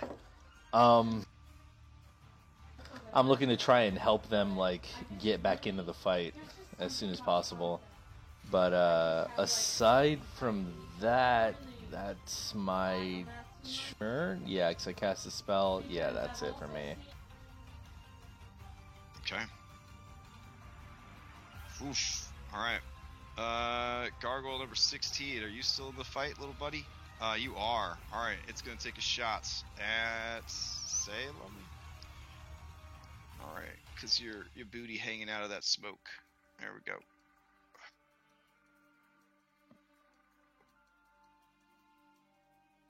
Uh, 14. Oh no. Shield. Yes. No. Shield. Okay. Use your action to shield. Got it. All right, Egan, to you. How high up is everybody? Uh, that- Salem. 60 Yeah, feet. Salem and Imarith are 60 feet up. There is a sandstorm cloud centered on Imarith, so she is fully concealed by it. You occasionally see a flash of flaming tail pop out from Salem. A flash of I what? can't. Flaming tail, Flaming right? tail. You're- Oh. Yeah. Alright, I can't see anything anyway, so knowing shot from up here, I'm gonna start to make it up there to try to get rid of some of the ballistas. Okay. Because I can't tell Do you them if they are or are not manned. All right. Are you gonna strike this elemental before you go, or Oh are you gonna yeah, give it I totally opportunity to? forgot that he was. Yeah. Yeah, no, I'll hit him. I forgot Okay. he was Slide there. it down. Just, you can tell him that I forgot he was there. He is obliterated by 28 points of damage. Okay. Alright, and then you begin to climb up. You can take another attack against the operator of the ballista if you'd like. Yep, I will do that. He is obliterated. And that ballista Okay. is fully shut down. Alright, that is all. Okay, fair enough. Ias. Ias sees that this dragon is down. She's gonna take 2 shots against it. Here we go. These are regular shots. The 12 does not get through its armor. The first attack does. Takes 22. If she gets hit by its breath weapon, she will be killed for pretty quick. If it's high damage, she wants to climb over the wall, but Imerus on the other side of the wall. Oh, jeez. She's just gonna kind of move back and hope for the best. All right. Timmy. Oh, I should have deleted your miniature. Now you broke your mother's heart all over again. All right. So, let's see. Tommy on the ground. Tommy hasn't done anything. Tommy is going to just tail attack this mean snake. Alright. Alright. Let's see. Here we go. There's a disadvantage because it is prone and restrained. So 17 for 10. Easy to hit. Alright. D12. Okay. That brings us to Sergeant Carrick Borgash. You're up.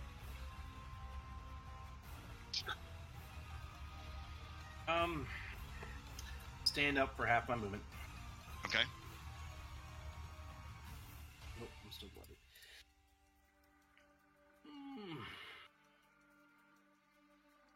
So, so is the snake monster that's right in front of me, is that one of the ones that's bloodied, or is that one of the ones that passed? Oh, sorry.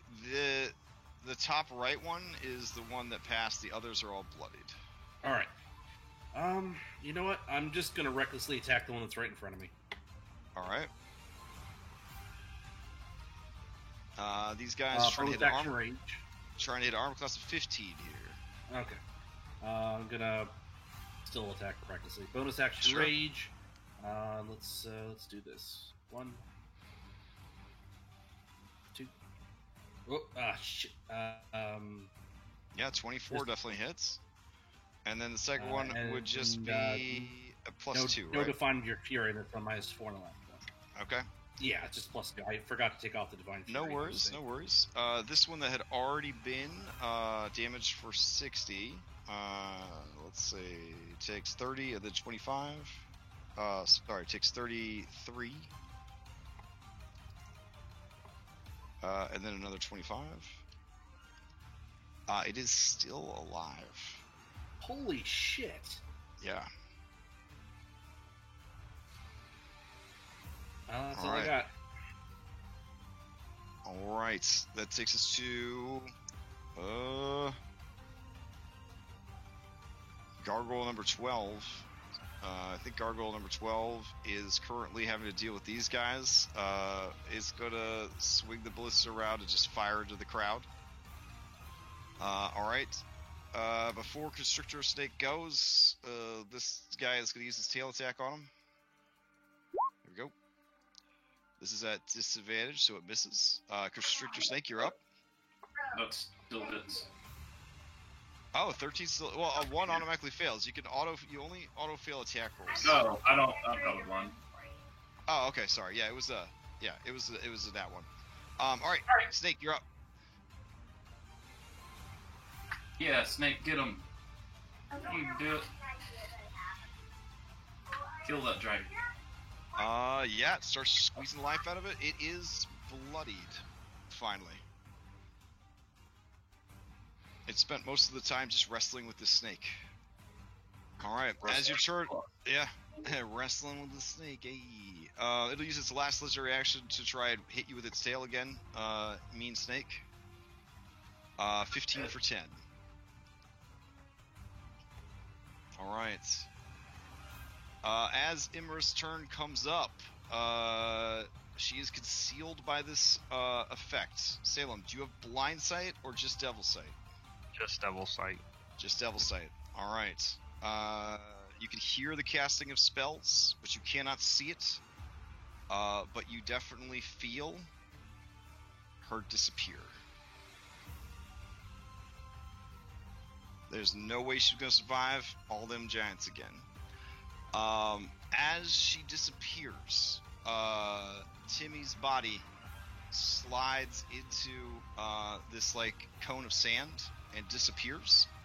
And as it does, Harshnag kind of loses his footing. It begins to slide down the cone as well. And he calls out to you guys, she is fleeing below. We must follow her. We must strike while she is still wounded. We cannot give her a chance to heal. Come, friends. Let us finish this. Beneath the sands. And he sort of slides, kind of lets the cone take him and disappears. Now, you have enough allies here that you could successfully disengage and join him below, and that would be where we pick up next week. Or if you are having fun tooling up on ads, you can totally stick around. But I guess we'll leave that as a decision for next week. So I'm just saying, Crash. I definitely want some of these giants to join us since I blew a 5th level slot on clearing these guys out. I mean, there are plenty of dudes. They will definitely join you in the labyrinthian maze that is this sunken city that she calls her actual lair. Oh, they better. Oof. All right, so we will finish up this round, and then next week we'll continue. At the start of the round, you guys can kind of decide if you want to finish the round here or head for this pit. What you want to do. Gargoyle number 11 is preoccupied, I believe, so he's out of the running. Let's see. Tommy. Oh man, Tommy, you could finally get free here, buddy. All right, Tommy is going to try to get back his breath weapon. He needs a 5 or a 6. Oh, all right. Tommy's just going to turn all of his attacks on the snake. The snake didn't eat the meal. I should at least have done the frightened presence. Oh well. All right, snake. Here we go. It is going to try and attack you with claw. I'm not sure it can. All right. 13 Yeah, and it 16. Yeah, it's dead. All right. Tearing the creature apart. It's going to use its speed to burrow down into the earth. All right. Harshnag rides the sand down into the pit, so he disappears in pursuit of Imarith, who is very much bloodied. Very much bloodied. Gyoza, to you. Yeah, I'll start moving up pretty slowly because I'm injured, and I guess I'll eat a good berry. Okay, fair enough. Did the good berry increase when you increased its size? Is it like a good apple now, or is it? Yeah. Oof. It's like a good seed. Good mango. Honest to God, I almost thought Larionis was going to take her out with that damage. I was like, oh shit. Which would have been pretty cool, but I'm trying to follow the narrative that they wrote down. So, all right, Salem, to you. Yeah, I'm just gonna dash my way down. Okay. I will dash my way down to where that is. Yeah. And I will before I actually hit the ground. I will spend 2 sorcery points to give myself a Cure Wounds. Just to be safe.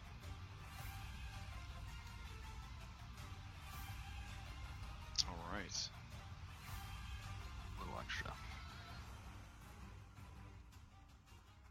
Okay. The king is going to take a disengage and begin heading towards, wow, 50-foot speed. Man. Alright. He's going to start heading towards the cone of sand that is sort of slowly kind of collapsing inwards. And that will take us to the end of the round. Alright. We will pick this up next week and pursue Imarith into her labyrinthian city beneath the sand. Oof. Alright. Let's see. Announcements, maybe? Gosh. There's a game Sunday afternoon Eastern Time that Mr. Shiva's running on the server. I haven't played a game that he's run, so I can't recommend it one way or the other, but it's a free game, so if you're looking to play some D&D Sunday afternoon, the information's on the server. Let's see. Anything else? I don't know. They got Saltmarsh Sunday and morning and Sunday night. I said I wasn't running any more one-shots for a while, except for Hero Quest once a month, but I did want to play D&D with some of the people that had applied for my October Odyssey game. So I'm not gonna have huge groups of people for it, but if there are extra group or space, I will post it, and then they're gonna just be just like kind of a short, like 3-4 hour tops one-shot adventure to kind of see how those people play. So maybe if there's room and you're bored, you could play and just be a horrible player to test their patience and put them through their paces. No, it's terrible. It's terrible. But if you wanted to play, you definitely could. I'd be Crash, really you good already at know what that. my level of patience is. I stuck through this. Yeah. Aww. It was supposed to be a cool fight between two big armies with you guys in the middle. I tried my best. I meant Storm King's Thunder in general. Oh, fair. Okay. No, this was an awesome fight. This was an awesome. Oof. It was a lot to manage for sure. It was a lot to manage. I don't have any other announcements than that, unless you are interested in doing a 24-hour marathon in November. If you are, you should apply. I think that's about it. Yeah. Okay. So we will pick this up next Friday. I think you should be able to track her down, especially with Gyoza having locate creature. You should be able to track her down and defeat her next session. If you take a short rest, she will take a short rest, etc., etc. So you have these giants. The giants will definitely hold off the majority of her forces, giving you guys a chance to sort of break away from the pack, track her down and finish her off kind of thing. While you're moving, you might want to be like a move and heal, move and recover situation. But you don't want to give her too much time to recover, or you're going to end up having to fight her, at pretty big strength instead of super injured like she is right now. So stuff to think about for next week. All right. Anyone have their own announcements that they need to make? No, I don't think so. All right. On that note, I hope everybody enjoys the upcoming weekend. Stay safe, stay healthy, and we'll pick this up next Friday. Yeah, and then if I have anything else to add, I'll message everybody on Discord. If you need me on Discord, make sure to @ me, because it's the best way to get my attention, because Discord's getting pretty big, and there's a lot going on. So, all right, night, guys. Yeah, good night. Good Thanks night. for the session, Crash. Really appreciate it.